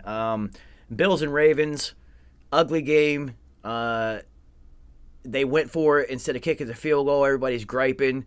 All right, there was 4 minutes left in the game. Baltimore has the worst pass defense in the NFL. They were not going to stop the Bills. They needed to score 7. 3 wasn't enough. Duvernay was wide open, too. Yeah, it was just too late. He waited too long. There was pressure in his face. He was off his back foot. It's bad weather. Yeah. I do not fault that decision at all. Harbaugh is known for decisions like that anyway. It just didn't work out. If it works out, he's a fucking genius. But it didn't work out. This is just the Ravens blowing another 14-point lead, though. And also now, so you say all that, right? And get the points. I mean, how about stop somebody? Defense? Well, stop somebody. He knew they couldn't. This is Peyton Manning. This is going forward on 4th and 3 and sure. And right, on the 30. On the 30, because you know that you're not going to stop Peyton if he gets the ball. It's not a shot. So we have to try to get this. Right. You know, it happens sometimes. Yeah. It happens. The Ravens got to do something on their pass defense is atrocious, dude. It's so bad. It's so bad. The Bills are the Bills. You know, they need to get a better running game outside of Josh Allen being the only run option. And the secondary will improve as these backups and whatnot get some time in game action and some chemistry and whatnot. Poyer had 2 more picks. This guy's on pace for 17 picks this season. Retarded. He won't get 17 picks. Pat McAfee today had him on and told him, if you get 13 picks, I'll give you $1 million to your foundation. Wow. Yeah. Talking about having something to play for. Yeah, and he said, yo, are you serious? He says, now you just challenged me. And I was just like, he's going to do it. He's going to figure this out. And he doesn't have Micah Hyde to take anything away from him on the other side. No, he's going to figure out $1 million to your foundation. He's going to figure this thing out. And you would hold the modern day NFL record for interceptions in the season. The total record is 14, but that was 14 by that Paul. It was in the Strauss. Yeah, he played for Minnesota. Yeah, it was in 60s. I thought it was the 50s. That was even. It was the 60s. Yeah, early 60s. That was a whole different world back then. Yeah. You know, but yeah, $1 million if he hits 13. So we will be on an interception watch with Jordan Poyer because that is hilarious. That would be amazing. Yeah, and 13 is, wow, did you have a year? So yes, Diggs had 11. About who's in that division? We're talking young Zach Wilson. We're talking one, I don't know, Teddy Two Gloves. Teddy Two Gloves for a while. Who he's going to give it up to you a couple times. I mean, for Poyer, probably not. Usually corners because he doesn't push it down the field. He doesn't push it down the field. But I think Poyer, you know, this is a very, very, very good football player. He will be up around tight end level. Oh. He's going to mentally get a pick by jumping a route that he knows is coming. And then whoever's at quarterback for New England, unless they just straight up go run game like how they did on the Bills before and just don't throw it at all. That's kind of what we did this week. The whole first half, it was Harris and Stevenson, and both of them were very effective. Mm-hmm. So the league laughed at the Patriots for the Cole Strange pick at guard. Mm-hmm. He is having an incredible fucking year, dude. And that's something. Yeah, but you know what? That's what I said. I was like, knowing Bill, he knows something we don't know. It looks like a strange pick to us, but he knows something about this kid that we don't know. And you know what's funny? He's just like, why? Everybody's like, yo, why would you take him there? Because he was slated as like 2 rounds later or something. Bill knew, trust me, there's somebody else that knew that wasn't willing to go that high for him that might have grabbed him in the next round or the next one. So it was impossible for the wait. Because he knew, hey, he's one-on-ones all year. They've just left him to block. They're not giving him double teams with the center or anything. It's like, yo, you go do you, and he's fucking getting busy, dude. That running game is highly effective, and they're going right behind him. So he's the hoodie for a reason, man. Yeah. He misses on wide receivers and always has, but at like defense and line and whatnot, he has hit home runs consistently. Oh, I saw Jamie Collins Jr. is coming back for the 85th time. Yeah, why not? Why not? We'll kick the tires on anything at this point. Hey. Chargers and Texans, typically this is a game that the Chargers would lose. They would find a way to lose, but the Texans are just very bad at football. Yeah, O.J. Howard would have 3 touchdowns, under 5 yards apiece. Yeah. Eckler getting busy this week. I knew that was going to happen because Keenan Allen's out again. And, yeah, they have been using DeAndre Carter, and Everett has been getting solid play at tight end. And then Mike Williams, the defense is just focused on him. So it had to be Austin Eckler this week, and the Texans are terrible, so I knew it was going to work. Yeah. I knew that one was going to work. The Chargers, Justin Herbert is he's a unicorn. And the Texans suck. I don't know what else to tell you. Derek Stingley Jr. is kind of good, but the rest of their team sucks. Pierce has been getting busy, though. Pierce got busy. That's 2 games in a row where he's has legitimized himself as a true number 1. Oh, he's determined. Yeah. Oh, he doesn't take runs off at all. No, and since they don't really have anyone else, like their offense, they have a couple solid number 2 receivers playing at various receiver spots. They don't really have a real one. Brandon Cooks, not really. He's past that ability to blow the top off a defense, anything like that. I don't even know who their tight end is. J.J. Watt had a fucking... O.J. Howard. O.J. Howard, yeah. I don't know who the other one is, though, because... Yeah, young kid, about the same sort of size and... yeah, so they're just not good. It's surprising that they're not that good. Lovie Smith that's a pretty solid NFL coach, right? They're just not a good team. I feel like Lovie Smith is on the sideline being Eric Cartmenez. How do I reach these keys? Exactly. That's what we were talking about earlier. Like it's a different brand of football now, and that guy's beard is way too white. That's why he's looking like Santa Claus. Yeah, Cardinals and Panthers. The biggest story out of this game, because the Panthers suck at football, is that J.J. Watt went into AFib and had to get his heart restarted the day before the game and still played. I didn't hear all that. Yeah, it's been a wild week. Whoa, buddy. He's a warrior, man. He still played. Jeez. I mean, they told him once his heart got back into normal, they were like, no, you're fine.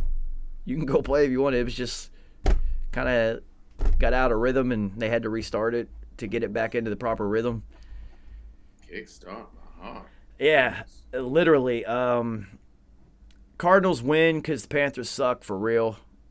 There's nothing really positive about the Cardinals, to be honest with you. We just looking for week 6 for D-Hop to get back. Yeah, that's when you'll know what they really are. Their defense is... week 7. Yeah, their defense isn't really good at all.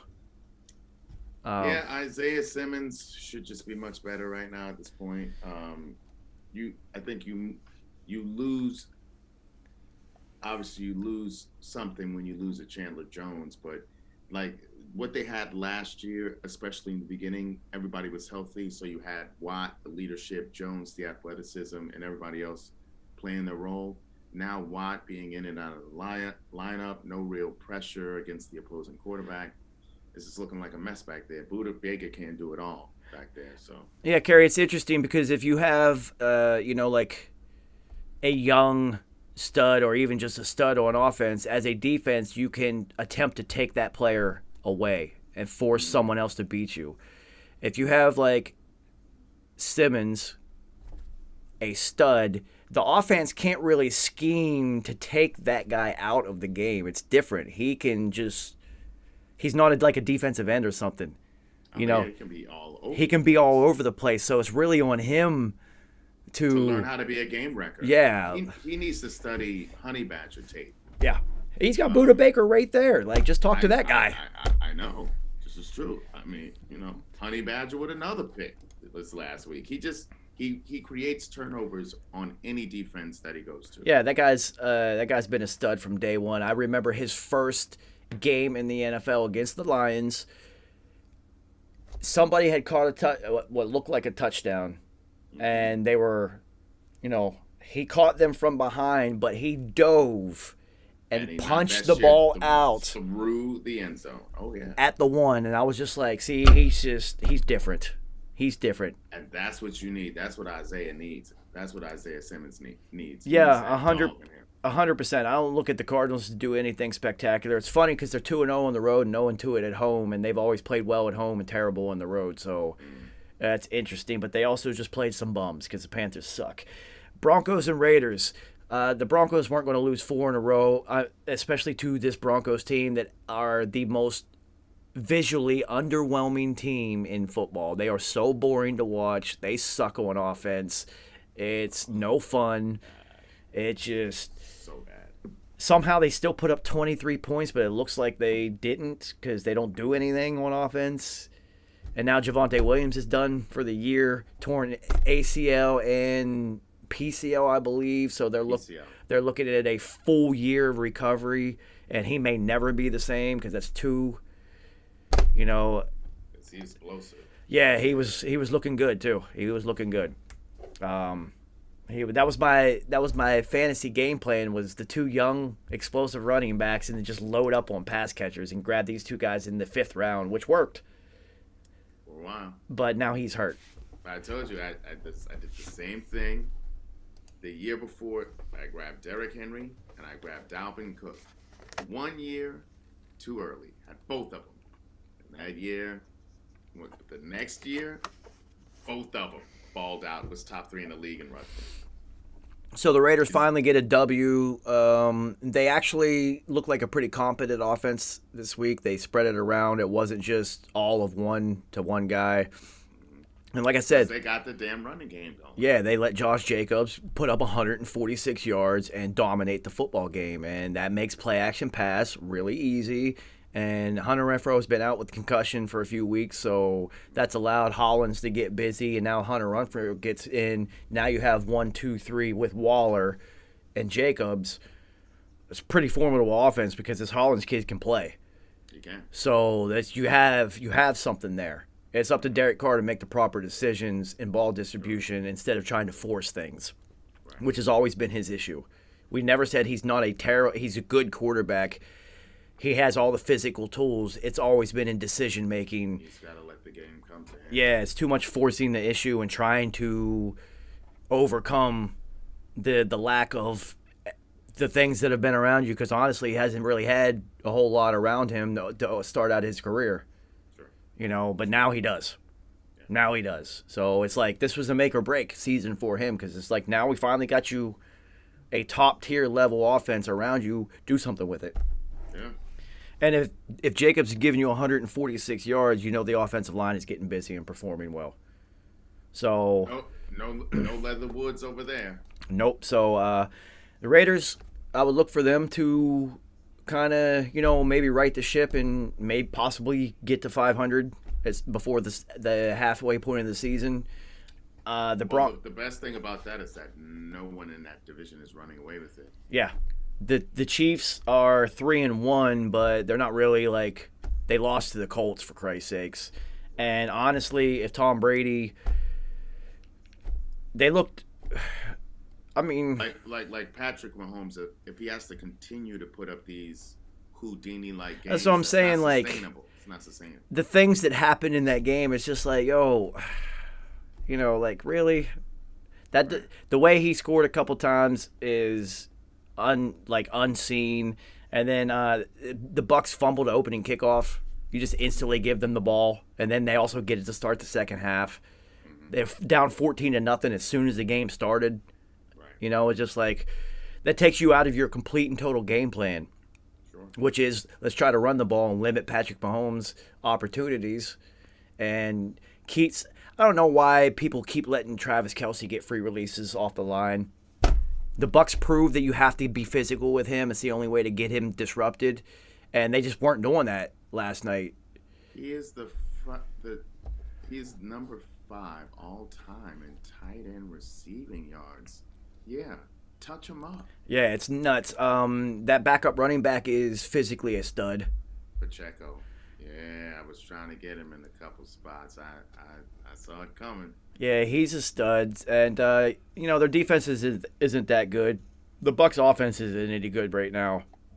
I haven't seen this George Karlaftis yet. I haven't seen him do anything. But the Bucks' defense they just got 14 points real quick and then trying to play catch up. You're going to give up points. Yeah. They did have Godwin played and Mike Evans back. They do lose Cameron Brate literally during the game, which is looks like Gronk's probably going to come back at some point. Big surprise. Who's their other tight end? It was a rookie, right? Yeah, it's a rookie. Big fucking surprise, 2-2 for a Tom Brady team to start out the season. It's literally every year, except the year they went undefeated during the regular season. Every year, he starts slow. Get over it, people. It's not a big deal. They got to get Cole Beasley more worked into how his offense and whatnot works, and they'll be fine. That third down running back, the rookie, something White. That guy, Rashard White, yeah, he can play. Oh, Yeah, Okay. he can play. Look out for him, because that's now Tom's back out of the backfield on third down. Yeah, because Giovanni is still out. Yeah, so this kid, Rashard White, he's looking pretty solid, and Tom uses that position all the time. And if you catch the ball when he throws it to you, he's going to keep giving it to you, Yes, he's especially with no effective, reliable tight end. So what the Bucks have done now is where you would see Gronk running routes up the seam, they've actually moved Mike Evans into that spot. That makes sense. Yeah. He's big, physical. Yeah. It makes sense, and he will go up and get it. So if you have Julio Jones and Chris Godwin both back, you can move Mike Evans into the inside and allow him to do things like that. Because Gronk would do that from the line position and then also motion out and be in the slot anyway. So it makes sense. Their defense is good enough to basically win them a Super Bowl. So whatever, we'll see them. You're right. The Chiefs aren't running away with it. The Raiders aren't doing anything. The Broncos and the Chargers don't really want to win football games for some reason. Yeah.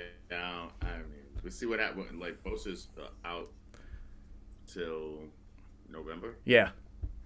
Gone till November, homie. Rams and 49ers. I don't think anybody picked the Niners out of us. I certainly didn't. But now watching the game, you see why. What we thought was going to happen with the Rams is happening. Allen Robinson is not part of this offense. Higbee's not really getting busy. They don't have a running game, so Matthew Stafford reverts back to doing what Matthew Stafford does. I'm throwing it to Megatron, Cooper Kupp every single time. Right. I was going to say the exact same thing. I'm throwing the Mega Cup. I'm throwing it. That's it. We're throwing it to Mega Cup every single play. Every single play. Because that's what Matthew Stafford does, and when he's doing things like that, he's going to give you 2 or 3 picks in those games. And this is exactly what happened. So, the Rams defense, Aaron Donald wasn't really out there. They are full of studs, but if you have Matthew Stafford doing that and you cannot put up points, you're going to lose, a la, this is basically how they lose all of their games. If they do something like this, they put up 9 fucking points. It's just like the offense. I know the Niners defense is pretty solid, and Jimmy G's actually undefeated against the Rams. Ain't that so? He's like 9-0. What is that? Except that playoff loss. Yeah. Yeah. Regular season, 9-0. Yeah. Regular season. That's what Jimmy G does. That's what he does. Win games that count but don't really matter. If that makes any sense. It does.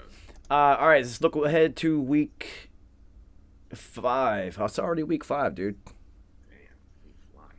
Yeah. Indy at Denver. It feels like it's fucking December 15th out here. Speaking on that, Word. it's freezing and wet, dude. I got a hoodie and it's cold in New York. But there's some motherfucker in Bushwick today playing Christmas carols, dude. Blasting them. We're not even at mid-October yet, man. Yeah, We got Halloween and Thanksgiving. Come on. Yeah, so early. Stop.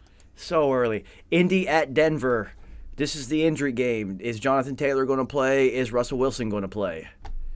Patrick Surtain's going to eliminate Michael Pittman's effectiveness into the game. So what will the Colts do if Jonathan Taylor doesn't play? They are going to lose this football game. Who is Denver's backup, though? Quarterback? Yeah, is it Rippon? Ooh, that's a good guess, though. I think it might be Rippon. Might be. This is a game of attrition. If Russ isn't playing, then what the fuck is Denver? Javonte Williams is done, so you got Fumbles Gordon and a backup quarterback that never gets to play football. This is an ugly football game. Then you look about the defense, and Denver's defense has just been playing better than the Colts. And it's in Denver, Mile High, in Denver. high out. Yeah, so it looks like Denver might be able to somehow sneak out another fucking win. It's funny because bad teams are feasting on other bad teams and having inflated records right now, and it's just like, really, these guys? But then it's also like, it's just also a bad game. Yeah, this is a bad football game. Nobody wants to win. It shouldn't have been. On paper, they were both supposed to be contenders, but Right. and you can't flex a Thursday game, so. All right, New York at Green Bay. Hey, going into Lambeau. Good luck with that one. No, we're going into London now. Oh, it is in London. I forgot about that. So look for Aaron Rodgers to go over and travel to like Transylvania and and drink some absinthe with Dracula's descendants and whatnot. So straight up, yeah. Green Bay. All New York has to do is just watch the Patriots film because they almost got them. Just run the ball effectively. Keep the ball out of Aaron Rodgers' hands as much as possible, and don't turn the ball over. Dumbles. Well, I don't know if you've seen Rashawn Gary play defense this year. He's been a terror on other quarterbacks, and I think that's what's going to come down to. So you gotta love how much the NFL, how big it is in Europe now. Mm-hmm. Cheapest tickets, $423. Oh, I know. I was pricing all them joints. The problem is, they put the tickets out 5 hours, basically London time. So by the time the tickets were available to us over here, they had already been on sale for hours. So the stadium is interesting because the field, it has different field surfaces and they are stacked on top of each other.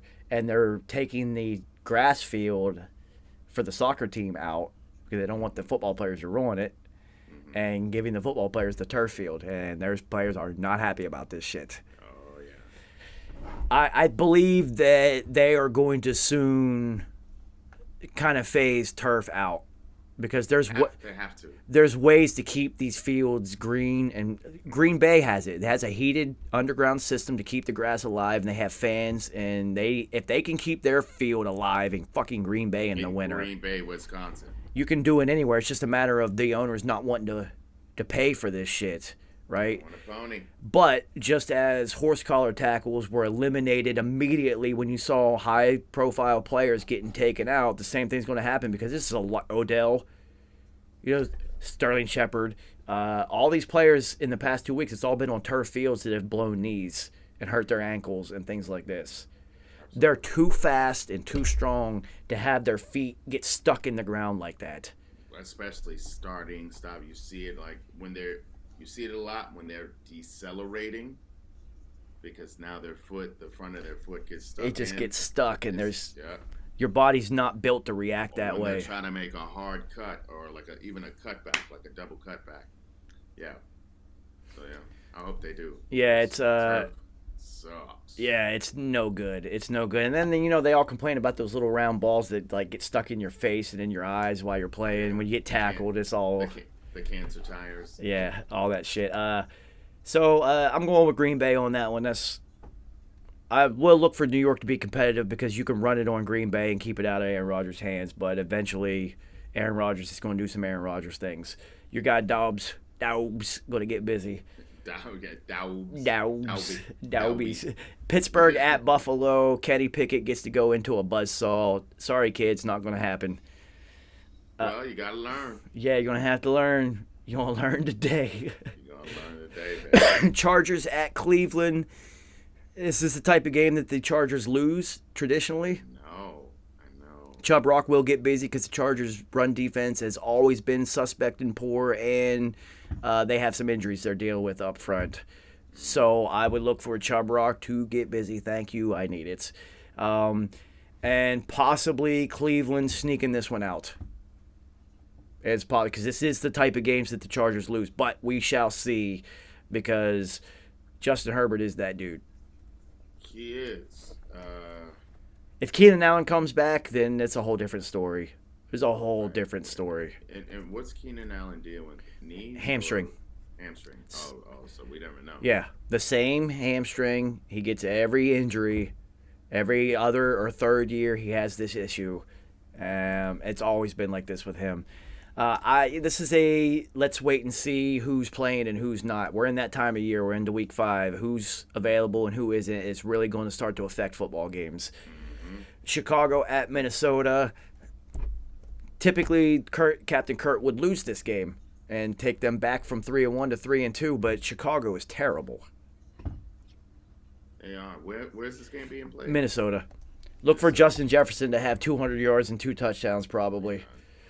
And that's all they need for Minnesota to get busy because Adam Thielen has not done anything this year. And Madison will probably end up vulturing Cook anyway. Every single time. Detroit at New England.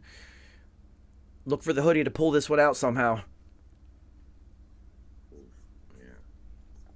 Detroit at New England. He's gonna keep the ball out of the offense's hand by just running it the entire game, and the Lions can't stop anyone. So the hoodie's gonna pull this one out,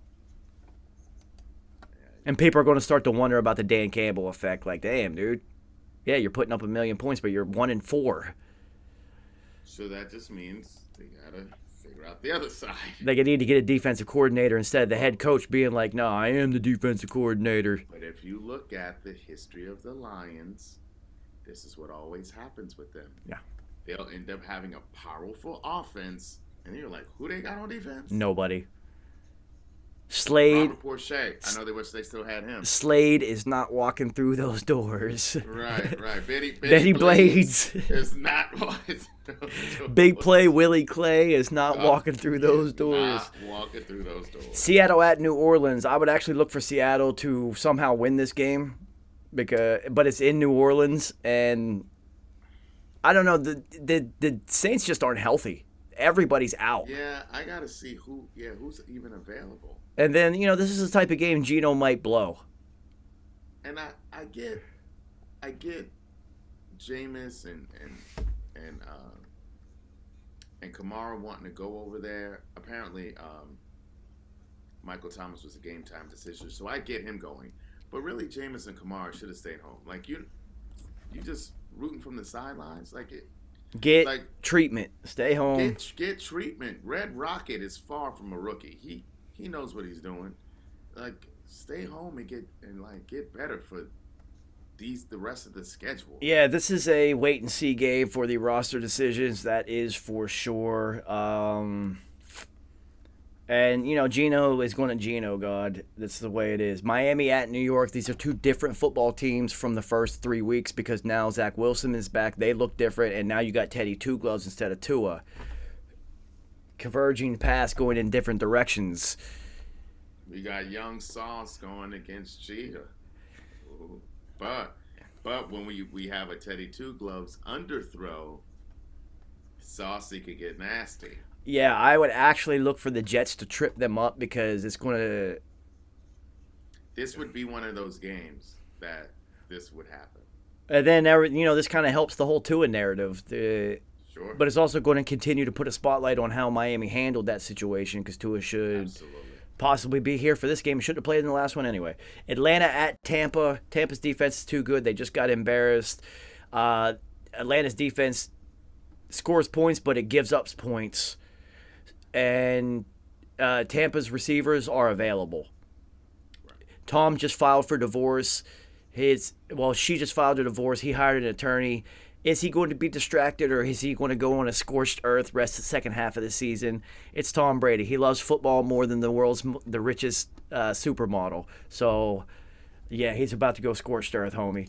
The Tampa Bay in a rout. Yeah, man. I'm sure Leonardo's calling him right now, like, hey, there are other big models out there. Yeah, and they're all under 25. I have a Rolodex. Yeah, 100%. Tennessee at Washington. The Commanders suck, and Tennessee has figured out that they have Derrick Henry. Yeah. And I think I'm starting to see Robert Woods sightings. And Trey Burks as... Yeah, Treylon Burks. I mean, they need to get him more involved, but yeah. But yeah, Ryan Tannehill's not forced to carry the load, and Derrick Henry is now the focus, and it's working. Big fucking surprise. Yeah, Tennessee's probably going to win that game because Washington sucks. Houston at Jacksonville. Trevor Lawrence is pissed off after that 5-turnover game, and Houston sucks. That's going to be an ugly game. Watch for Jacksonville to probably have 4 to 5 turnovers in this one. And James Robinson, who I picked up already because last week in my NFL league, look for him to look for him to possibly get busy because Houston's defense sucks. And Jacksonville's infinitely better when James Robinson is running the ball effectively. San Francisco at Carolina. San Francisco's going to dominate this game. Carolina sucks, and San Francisco's defense is playing extremely well. And they have Debo, who is... They have Debo, and you don't. Yeah, he's one of the most unstoppable football players in the NFL. Dallas at L.A., the Rams. I'm going with Cooper Rush. The Rams are not excelling right now. They are not. They are not looking right. And Dallas's defense, just having Micah Parsons means you have a shot. He's going to get turnovers and sacks. And Diggs, too. Yeah, so I'm actually going to run with Dallas on this one. Philly at Arizona. Eagles are the best team in football, and Arizona is not. Get out of here.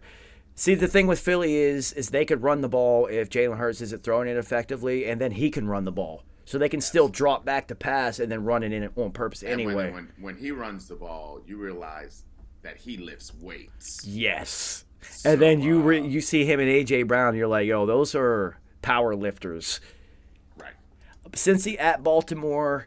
Baltimore's pass defense is terrible, and Cincinnati is ascending and getting better. I'm going to go with the Bengals. Monday night, we have Vegas at Kansas City. Kansas City's better than Vegas. It's in Kansas City, very loud, hard place to play. Yeah, I'm going to go with Kansas City, even though when they play in Vegas later in the season, Vegas might be able to trip them up. Sure. So I'm going to hit you with one more, and since it's the quarter of the season, we're going to go over our first quarter of the season review and get out some fake awards. That's what's up. All right. One more quick run, and we will wrap up this episode of Gray Matter. Yeah, man. It's good to be back in the Matrix a little bit. Football will bring me out. It's the way the world works. All right, so let's see. We just went through the schedule.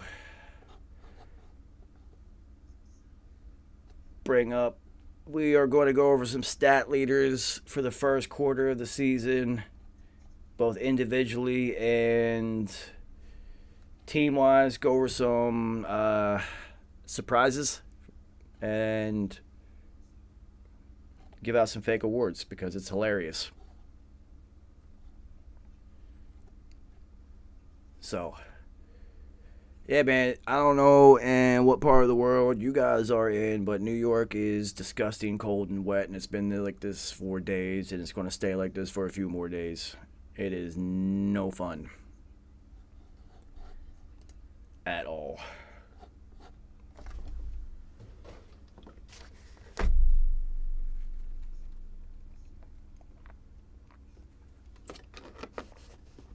Let's put in a slight delay on our Cushwick farm operations because it is too damn wet to do anything right now.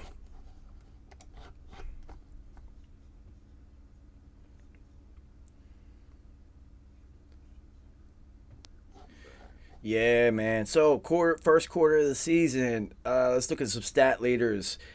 Justin Herbert leading the league in passing, followed by Josh Allen and Jared Goff. Are we surprised? Not at all. Jared Goff, but yes, not the other two. Well, not after seeing the first couple weeks of the season. I'm not surprised. They just chuck it around all day.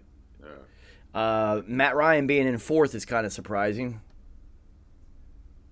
Really? Yeah, 1,125 yards. The last 2 weeks, he's had like 350 yards in each week. That's what it is. Yeah. Jalen Hurts is in the top 5, considering how much he's running, too. That he is having an impressive football season. Rushing leaders, your boy. Saquon leading the league. He's ahead of Chubb. Well done. Yeah, not good for him. Comeback player of the year. Listen, Easy. I need him to be all that. Miles Sanders at third is kind of interesting. I was afraid of this. I was afraid he was going to have a good year too. Miles Sanders also balls out. I can't say the words right now, but yeah. Yep. Tyreek Hill, yeah, whatever. This guy has like nothing but long touchdowns and plays. Diggs and A.J. Brown, Cooper Kupp, Justin Jefferson. Are we surprised at the receiving leaders at all? Absolutely not. They're all studs. They're all in situations where they're going to get fed the football. That's the most predictable thing that I've ever seen. That's hilarious. Defensive leaders, Roquan Smith leading the league in tackles. Yeah, well, I mean, he's playing a lot of defense. That's what happens. All the league leaders on tackles are all on bad football teams. There we go. So that shows you what that means. And then all the league leaders on sacks are usually on good football teams. There we go. Nick Bosa having a Defensive Player of the Year run right now so far. That's what happens when you lead the league in sacks and your whole team on defense is very good. I would also say if you could split it and say that he is also a very unstoppable player. Unstoppable, completely. I would also say that the Bills' secondary safety players fell victim to it last year, having 2 of them that share everything and are so good that neither of them went to the Pro Bowl. You can't name both of them Defensive Player of the Year, but to combine, they did kind of were the best defensive player in football. Absolutely. Eagles corners are going to have that happen this year. The 2 of them combined are the best defensive player in football this season. But you can't give out Defensive Player of the Year to that. But I know. Through 4 games, those 2 are excelling. Stupid. So good. All right, so let's go to some team leaders. Should the Lions at 436 yards a game and probably giving up 437. That's incredible. The Eagles, Bills, the Browns is kind of surprising, but they are having like 200 rushing yards a game, so I guess we shouldn't be that surprised. Passing wise, Chargers, Bills, Dolphins. The Jets at 4th is kind of surprising. Well, because Flacco. Yeah. And they had to come back from a far ways multiple times. So. Yeah, the Giants, 192 rushing yards a game. I tell you, that's Daboll saying, this is what we got, this is what we're doing. But like we talked about earlier, that's Danny Dumbles giving you like 60 a game. Mm-hmm. Is where you're getting that at. So the Browns in 2nd, the Bears in 3rd. Just keep giving Khalil Herbert the fucking football. This is true. Stop with this David Montgomery bullshit. Just give this kid the ball. The Falcons, hilarious. Patterson getting busy. I love it. You gotta love it, even though he's hurt. I do love it. So the Bills are, again, yardage-wise, the number 1 defense in football. Niners and Eagles, Broncos right behind them. Eagles have the most sacks, followed by the Cowboys and Niners and the Bucks. See, none of these things are surprising. As I said, the defensive teams kind of round in earlier, and you know who's going to be who. Interceptions and turnovers, the Eagles are killing it, dominating right now, dude. They've averaged 18 points a game fantasy-wise the last 2 weeks. That's unheard of for a defense. Scoring. Yeah, so many. The Ravens are getting turnovers, but they're also Lamar's giving them up because he tries to. Their defense is putting them in a position where he's having to try to come back and be the hero. That's what I'm saying. And it's odd, dude. Since Baltimore has existed, they have had a top tier defense. I know. Literally, since they existed, they drafted Ray Lewis. Number one was their first ever draft pick, and Ed Reed, and they have been dominant since then. Yep. And not this year, dude. It's odd. It's funny. It's weird to see a Ravens defense getting Michael torched. McCrary, Peter Bulware, R.I.P. Tony Siragusa. They had Suggs. dogs. Chris McAllister. I mean, come on, man. On it. Rod Woodson. On and on and on. Ed Reed. Jimmy Smith just retired. The corner for them Yeah. just retired early. Wow. Yeah, so that's another. He's not around. He's like, nah, I'm out of here. We're like this. I can't go out like this. Yeah, so it's they need to figure that out. I mean, they got a young safety in Kyle Hamilton. He's still figuring out of Notre Dame. He's going to be good, but you also have a banged up Marcus Peters and Marlon Humphrey. Marlon Humphrey, yeah, it's odd. So, first quarter MVP, you would say it would had to have been Lamar Jackson, but that last game and the fact that they keep losing kind of stunts that a little bit, in my view. It's got to be Jalen Hurts because they're undefeated and they're dominating. They are. Yeah. You know, and defensive player of the year and whatnot. I mean, Micah Parsons is pretty much unstoppable. It's hard to bet against him right now. Yeah, he's just game wrecking by himself over there. He is. Literally by himself. The comeback player of the year's got to be Saquon. That's awesome, dude. He's looking fully back to form. Looking good. Yes, that's awesome. Coach of the year, hey, Daboll. Daboll's having a good. I don't hate on that. Sirianni being undefeated through Sure. that's going to help. But I actually think Daboll's doing the best job considering Danny Dumbles is your starting quarterback and the program that you inherited, the state that was in when you started there. Philly's loaded. Right. The Giants are not loaded. No. Mike McDaniel's in Miami. I was gonna say honorable mention Mike McDaniel's, Miami. Yeah, but the way they handled that Tua situation, you're gonna have to take a chink in your armor on that one, homie. Right. Also, Dougie Fresh Peterson. Yeah. Biggest surprise so far. How bad the Colts are. It's not the surprise isn't even. It's not even a. Right out of my head. Usually it would be like, oh, this team surprised us. They're much better than they thought we were going to be. Not really. All the teams that we thought might take a step forward and ascend are doing that. Jacksonville, the Giants with Daboll, we knew they would be better. We knew the Eagles were going to continue to be better because Hurts was going to get better. So the teams that we thought were going to continue to improve and get better, this is obvious. This all we do is watch football. Massively Vegas, disappointing. Colts, Yeah, Vegas, the Raiders and the Colts, like Broncos. Yeah, it's- despite their record, they are not a good team. at all. So you saw some slow starts, Cincinnati, with a little bit of a slow start and whatnot. You're going to see some teams start to figure it out. We knew they were going to start slow with Joey Boyband losing part of his internal organs. You know, it's going to take a while to get back into full form, homie. Yeah, for sure. You know, they're like, oh, his offensive line's like starting to gel. No, he can actually move a little bit again. He has, he's missing part of his his physical humanity. His organs had to they shift. They literally shift. Yeah. To get back to their place. So he's shifting on the inside and getting shifted on the outside with no offensive line. Yeah, that's incredible. Yeah, the Broncos are. It's just ugly to watch on offense. That's bad. It's bad to see. I'd rather watch a Seattle Seahawks game. Yeah, because at least Gino's going to chuck it around. Yeah. I don't know what I know I'm going to see some shit. You know, the rest of them's not really surprising. Baltimore's defense being so terrible is kind of a shock. That's pretty. Yeah, that just doesn't happen.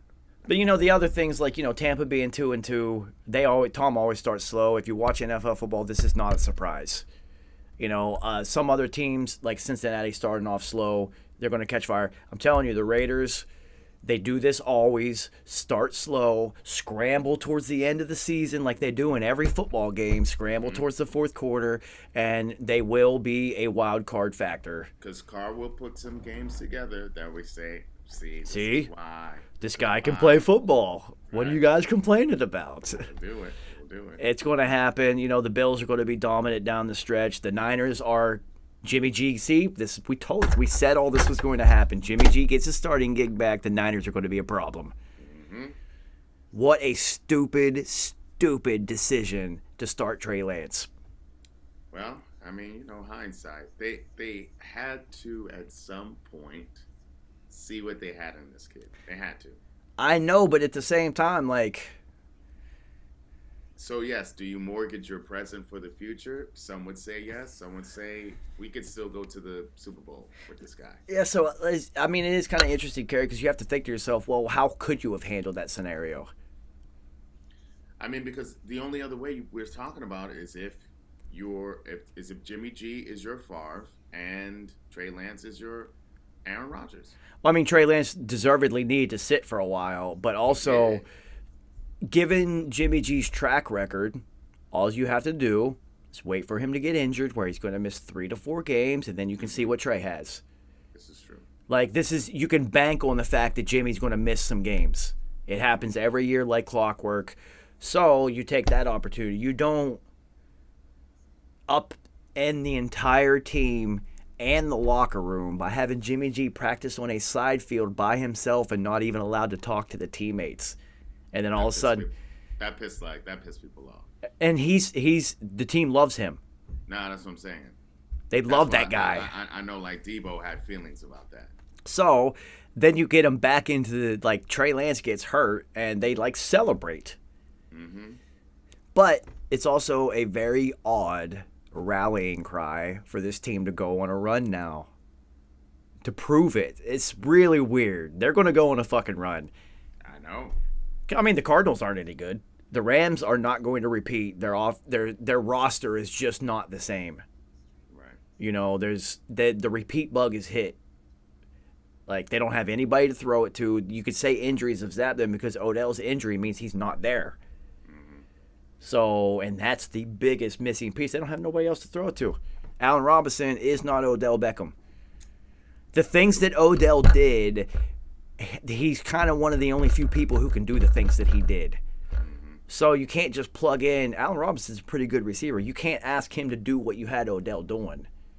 Because even if you asked him to do those things, the defense isn't focusing on Allen Robinson like they were Odell. So there is no opening it up for anybody else. They still cover him one-on-one. They don't give a fuck. He's not going to beat us. You're going to have to make Schwarzenegger beat us or whatever his name is. Yeah, Schwarzenegger. But, I mean, Tyler Higbee is crying for the day for Odell to get back because then all of a sudden, Tyler Higbee, his whole world opens up when you have Kupp and Odell on the field together. See, They're but not scared of Allen Robinson. See, it's not. You know, McVay is a system. It's his system. Like, he's a system coach. I'm going to make you guys run my system. Sure. So, you know, he had Odell to work that, and it worked. And you can't you can't do that. So he's not adjusting to what I'm telling you, 2 tight end sets, things like this. These tight ends aren't even tight ends anymore. They're just big wide receivers, so use them like this. Yeah. The Commanders constantly set up it. I was watching some game film breakdown today and how them and the Niners both use 2 tight end sets with 1 back and 2 receivers, and that's their main base set, and how you can now operate out of this because you just put the wide receivers both on the line and leave the 2 tight ends both off the line, and now you can motion either of them in any direction to reset up and load on one side or step into the backfield, and now you have a lead blocker and shit. I was just like, that's a modern day offense that I would run. Yeah, I like that. Because these tight ends should be getting busy. Oh, yeah. Like, You have a tight end like Gesicki who scores like he barely gets any targets. That's crazy to me. yeah, blows my mind. I mean, Hawkinson wasn't getting any targets until Brown and DeAndre Swift both get injured, and then he now has a career day. Yeah. Cole Kmet, like, this guy is talented, but we won't know how talented unless they start designing some plays for him. I don't. You know, this always blows my mind. You know, you figure the NFL being such a copycat league, you see Tom Brady have the most success of anybody in history. And who used the tight ends more than that guy? Look what Lamar Jackson does with Mark Andrews. Oh, my goodness. Yes. Look what Kelsey and Patrick Mahomes do together. Love them. You know, it's just like the tight ends, what did they said our whole lives? Tight end's always open. The tight end is always open, people. So put two of them on the field. Yeah. I'm telling you, you guys need to go back and watch game film. I don't even know if they still have them up because Aaron Hernandez turned up to be a CTE-ridden murderer and whatnot. But when they drafted two tight ends in the second round, as a Patriots fan, I'm like, okay, I get the first, but well, why did we just got one? Why did you do this again? Right. Everybody's asking that question. And it was valid until they said, well, no, you have to see this Hernandez kid. And nobody knew Gronk was going to do that because he was so injured at Arizona. You know, he missed a whole year with a back injury, and he came in with back issues. In his first couple of years, there were back issues. Yeah. And so he slipped in the draft just to the second round. People were just like, oh, maybe in case he doesn't work out, they have Hernandez, who had proven at Florida to be a very unique weapon. Oh, for sure. So it was just like, and the Patriots immediately started using Hernandez for what he was best at, which is everything, and then allowed Gronk to just do what Gronk does, which is just dominate. And they instantly came up with a new offense of the two tight ends are the most dominant football players on the field, and you can't stop them because one of them can go to the backfield and be the best running back on the field.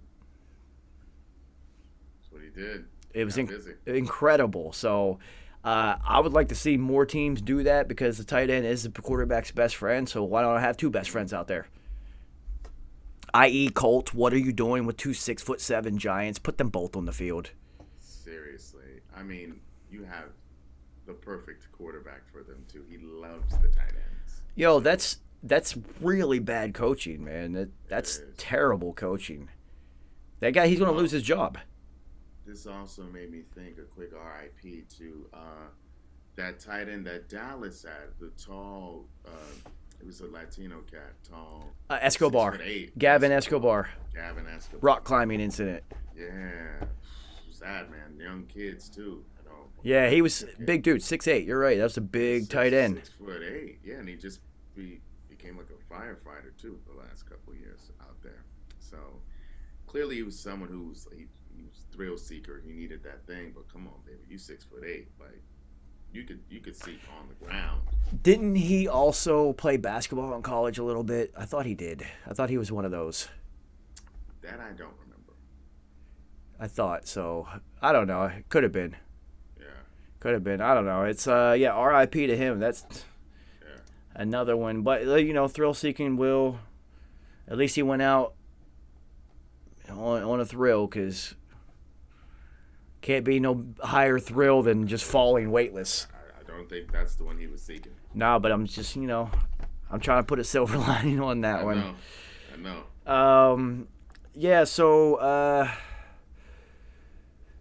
has anything changed about my division-winning parlay picks? Yeah, I don't think the Colts are going to win their fucking division. Yeah, that's looking. All the rest of them will probably play out as they will. The Bills, the Eagles, Cincinnati. It looks like they will get it together towards the end of the year. What other divisions? The only question was, is it going to be the Chiefs or the Raiders? And on one of the parlays, I picked the Chiefs, and the other one, I picked the Raiders. But every other one is kind of playing out. On the other one, I switched from the Colts to the Titans, which in the South, they possibly could. It's just, what is Jacksonville? Or is Jacksonville going to be able to sustain this and continue, because they clearly are the best team and they are going to win that division. I texted you 2 weeks ago, like, oh, no, they're going to win this division, dude. This is a real football team. Oh, yeah. I was saying they're going to come up. They ain't going they're gonna kick some ass this year. Winning the division, I didn't think, but I mean, Buffalo in their division probably going to happen. Cincinnati, yeah, Jacksonville's in the head of their division, but they're also tied with the Colts. I mean, the Titans. So Mike Vrabel going to Mike Vrabel, Derrick Henry going to Derrick Henry. Eagles, the Packers probably going to win their division. The Vikings are going to fall backwards as Kirk Cousins always does. Tampa and I mean, I had the Rams winning the division because they had Trey Lance at quarterback. I didn't think he was going to break his ankle. I thought he'd at least like struggle through half of the season first, and it'd be too late to catch up. So we shall see. It's going to be tough. It's so hard to repeat in the NFL. And, you know, Matthew Stafford looked terrible this past week, dude. He looked really bad. 3 picks, man. And one of them in the end zone, he missed his receiver by like 3 yards. And it wasn't pressured or anything. He just missed him. I was just like, see, he does that. He does that. All those incredible throws. He does that, though. He does.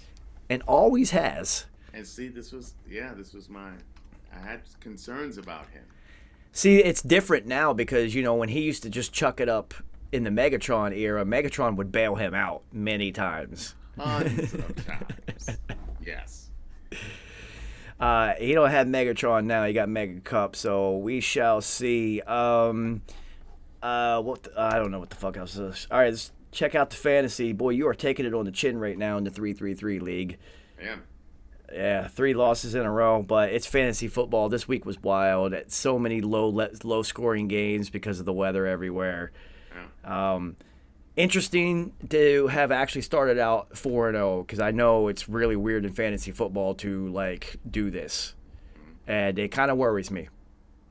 Well, see, I'm having a Vegas time of it right now. It's okay, so I will spin that thing around.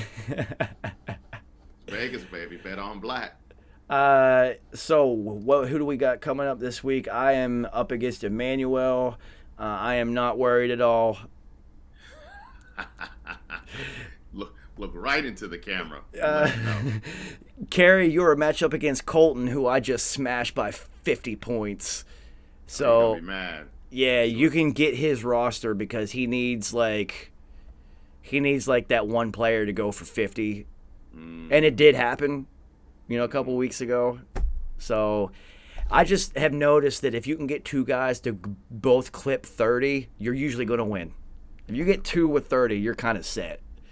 So when I saw Hawkinson have 46 points, I was just like, this is going to be a walk. Yeah, unfortunately. Let's see. I'm going to look at it real quick. 3-3-3. Yeah, so let's see. Let me check out. See what my roster looks like. See, he's got Derrick Henry, so if Derrick Henry has 30 yards, then he loses. But if he has 180, then he wins. Yeah, see that.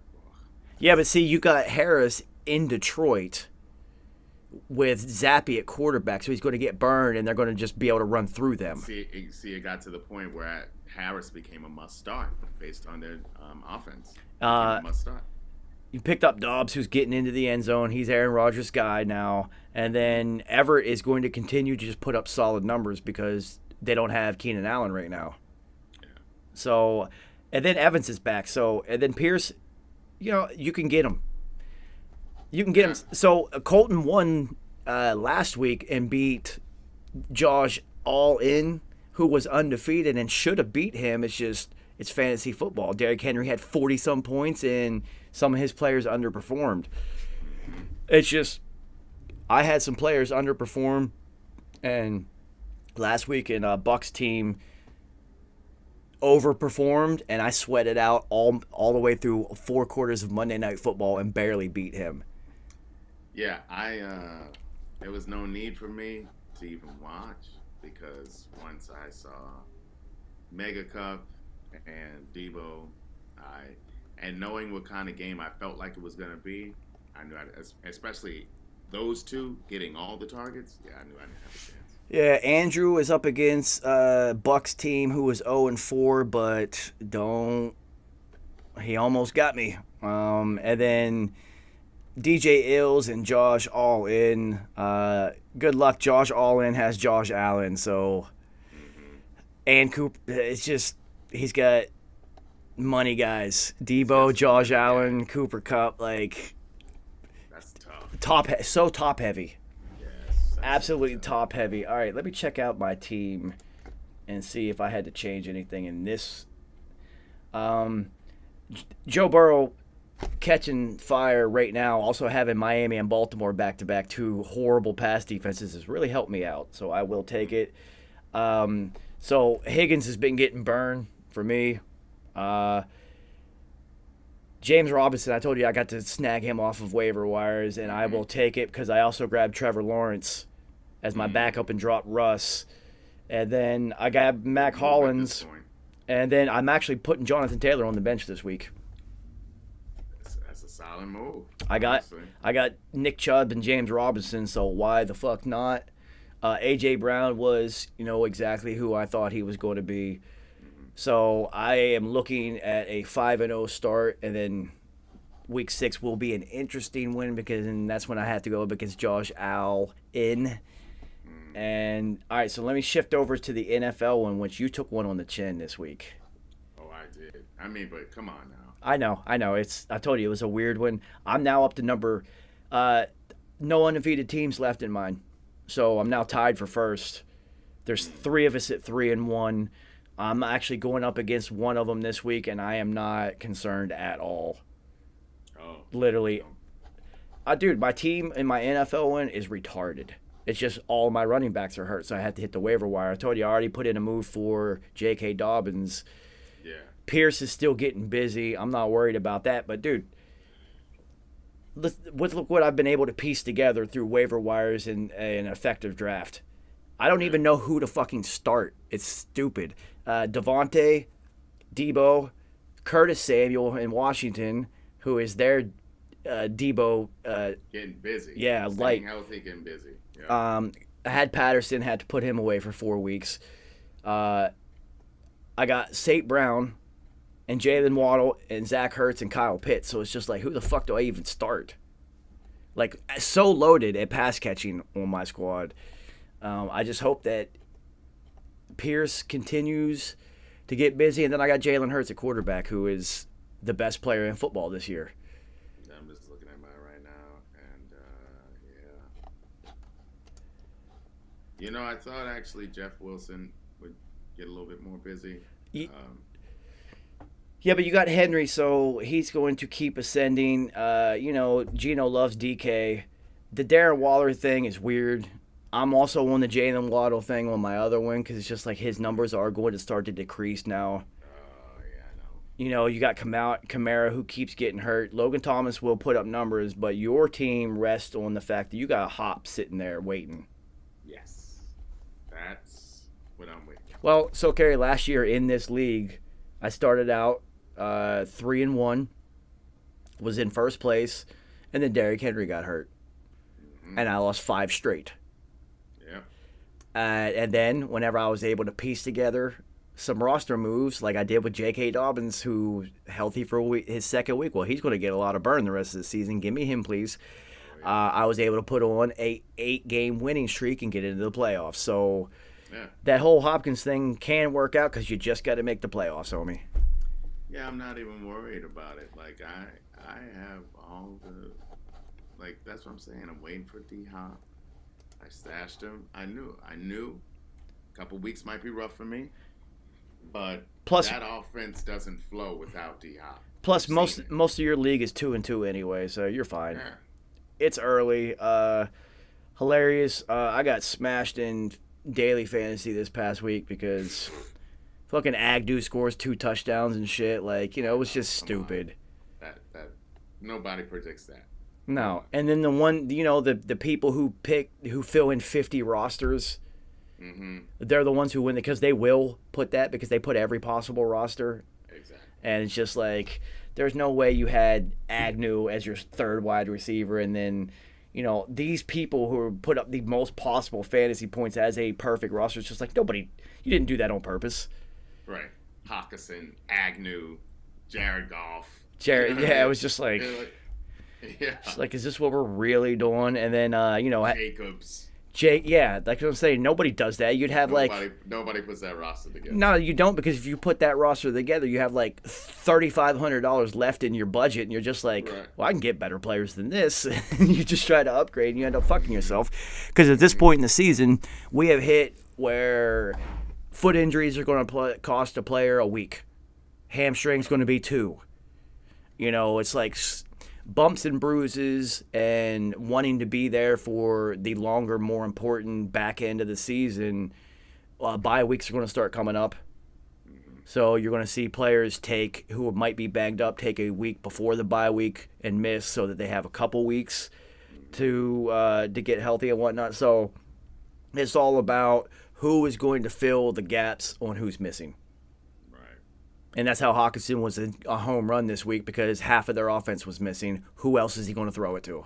I feel like we're in the time of fantasy right now where you really got to be a hawk on the wire. You gotta, if you one who makes moves through trades, you got to do it, because you're gonna have to be aware people are going out, and they're going out for weeks at a time. I mean, look what just happened. They're coming back. Yeah, look what just happened to my my running back for my NFL, when Patterson and Javonte Williams both on Williams done for the year, and now Patterson for a minimum 4 weeks.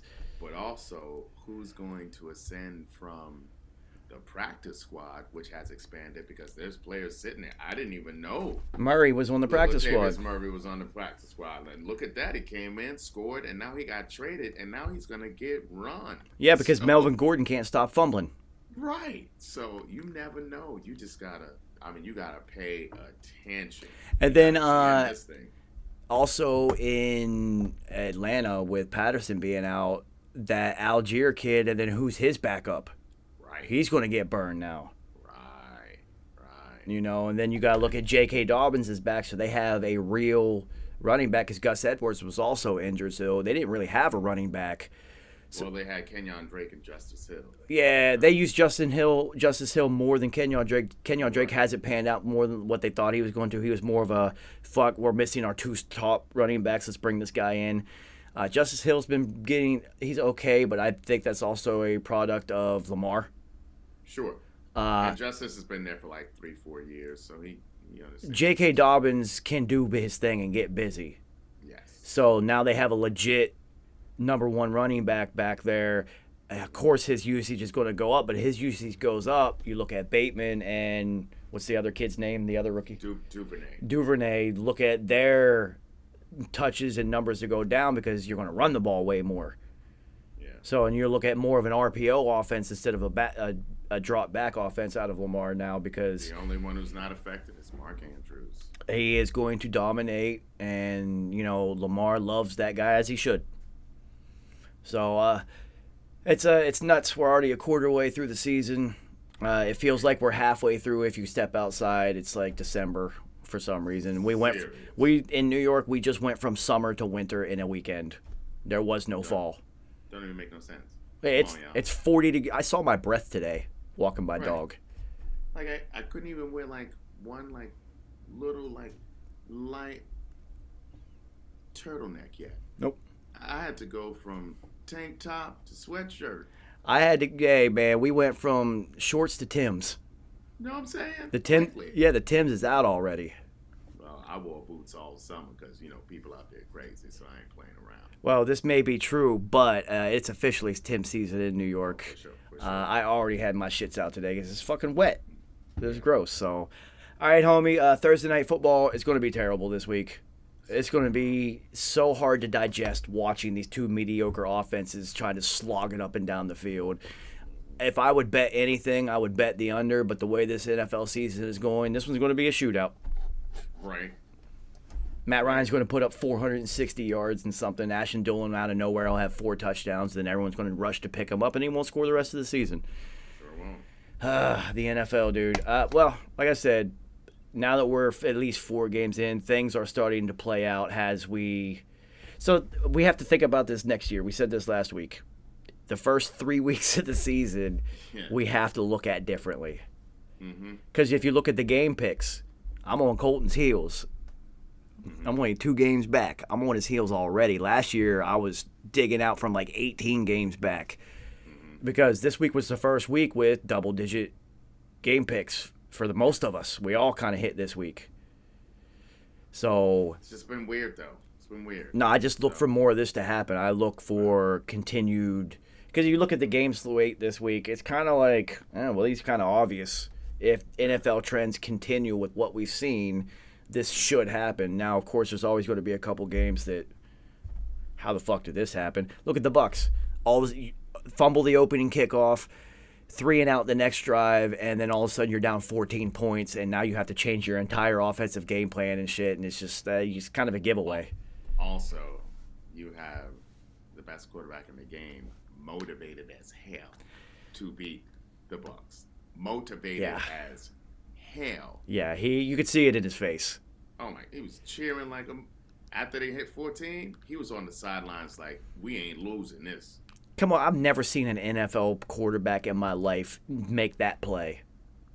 I know that's what they Spin and just have it be a dime because he tossed it over somebody to the running back. Like stupid. that was I'm gonna drive to the bucket, get fouled, and on my way down, throw it up, and it just went in. That wasn't an NFL throw. No, that was a. Here you go. You know, that was a touch pass almost. It's like a bang. There you go. You dunk it. Just Crazy. so different. It is. So different. Shout out to Jalen Hurts. You called it this year. That's why I drafted him. We knew it was happening. Yeah, runaway right now, MVP of the league. He is dominating. Dude, I mean, of course I watched the Jacksonville-Philly game because it was the best game of the week on paper, and it turned out to be a pretty solid game-wise too. But first drive, he throws a pick six. They didn't even blink. This is what impresses me the most. It was just like, you saw the look on his face. It was just like, whatever, keep it moving forward. It's no press. It's all no press, all poise. Yeah. It's a T-shirt. Got down 14-0 and still didn't blink. The whole team just. Sirianni has them moving right now, and it's impressive. It's only an overreaction. We got 13 more weeks. We'll see if they can keep it up. It's going to be tough. It's not about being hot now. This helps. This helps in seeding and securing playoff positioning early, because if you start out 9-2 or something, you're making the fucking playoffs. Like, it's the NFL. You're making the playoffs at that point. So some teams can get in and get into playoff mode early because they already know we've got a spot secure. Now let's go for seeding, get players healthy and whatnot. So you get an early jump on things. You don't have to scramble like the Raiders are going to have to do like they do every fucking year. Raiders going to have to scramble like a mug. I tell you who else. Baltimore's going to have to scramble. Baltimore's going to have to scramble. You know, Miami now is going to be real iffy with Tua's health moving forward. So Denver or the Chargers will also may have to scramble. I'll be honest with you. Wouldn't it be hilarious if Kansas City makes the playoffs by winning that division, and then those other three teams, none of them are even a wild card? Not even in the mix. And when everyone was talking about, wow, they can get three out of that division in there if they wanted, and 4 if the league would allow it. And Sure. They might only get 1 by de facto. They might end up being the new NFC East, where, the Chiefs aren't going to be 8-9, but, a team with a terrible record makes the playoffs. Sure. But the AFC is too good for that to happen. So, all right, homie, we'll see you next week. Yes, sir. Yeah, man, get right on the fantasy, man. We need them Super Bowl tickets. No doubt. Get right. I'm ascending right now. Get right. And as far as the 3-3 league goes, I'm going undefeated, dude. Well, we all got to have goals. Goals and dreams. All right, homie, see you next week. All right, everybody, I'm going to go do some other shit like hang out with my dog. I appreciate you all coming through to listen to me and Carrie talk about football because, we've been doing this our whole lives together, so we decided to do it on YouTube. Why not? Interesting. See you guys maybe Thursday if I'm going to do something on YouTube or not. I will let you know.